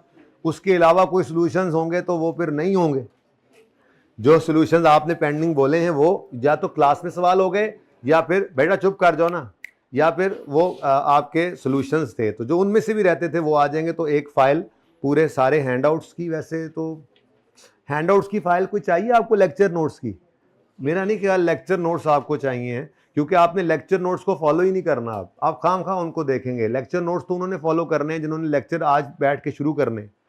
आपके लिए रिवीजन प्लान इंपॉर्टेंट है, वो आपको जो मिलेगा आपने उसको फॉलो करना है, ठीक है। उसके अंदर जो सवाल हैं बस उनको जैसे कहा वैसे करना है, एक सीटिंग में कोशिश करनी है, और मार्क्स इंटू 1.8 करके, और उसके बाद बगैर सोल्यूशन देखे, और 70 to 80% सोल्यूशन ठीक हो तो दोबारा उस सवाल को ना करना, आगे चले जाना। इंशाल्लाह अगली बार इसमें और इम्प्रूवमेंट होगी, ठीक है। तो ये 2 चीज़ें मैंने अभी आपको देनी है। बाकी आप लोगों ने, मैं अब ये तो कुछ 50वीं बार मुझे लगता है बोल रहा हूँ, ये जो अब वक्त स्टार्ट हो रहा है आपका, बल्कि हो ही चुका हुआ है, आपको रिवीजन के लिए बुलाकर वो काम ही करवाया आपको, आप पढ़ाई शुरू कर चुके हैं। बेटा 13 से 14 घंटे लाजमी आपने पढ़ना है, ये लाजमी है उनके लिए। अगर देखो 3 पेपर वाला है तो उसको ज़्यादा मेहनत करनी पड़ रही है, 2 वाले को कम मेहनत करनी पड़ रही है, तो कम ना करे, वो उसी टाइम को ज़्यादा लगा ले ताकि उसका और ज़्यादा रिस्क कवर हो जाए, ठीक है। तो 13-14 घंटे निकालने, ये कैसे निकालने आपने, मैं आपको बताता होता हूँ। मैं बिल्कुल एवरेज से स्टूडेंट हूँ, और मैं भी जब सीए में आया था तो इतना टाइम पढ़ने लग गया था, खास तौर पे फाइनल में आके तो इतना पढ़ना ही पड़ता है। तो आप लोगों ने तुसी बना लो वीडियो, भैन ताड़ी वीडियो तो खराब करा चले सर पर आए, प्रैंक हो गया आपके साथ, चले कोई बात नहीं। अच्छा सॉरी, तो मैं ये कह रहा था कि आपने क्या कह रहा था मैं, हाँ, तो आपने 13 से 14 घंटे नहीं, मतलब तानू माफ़ी होएगी हैं, तो आपने पढ़ाई करनी है, ठीक है। उसके बाद आपने जैसे बोला वैसे तैयारी करनी है, लेकिन सारे पेपर्स को भी आपने एहतियात से पढ़ना है, बाकी भी पास करने हैं।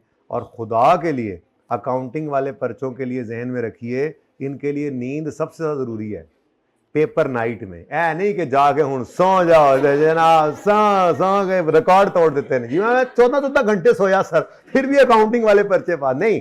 पेपर नाइट की बात कर रहा हूँ कि पेपर नाइट के अंदर 6 से 7 घंटे, कम से कम 6 घंटे सो के जाना। अकाउंटिंग वाले पर्चे में कुछ नहीं करना पेपर नाइट में आपने। और टेंशन होती है, लेटते नींद नहीं आती है, पर लेटे रहे, नहीं भी नींद आई लेटे रहे, कभी तो आई जाएगी, ठीक है। तो आपने अच्छी सी नींद लेकर जाना है।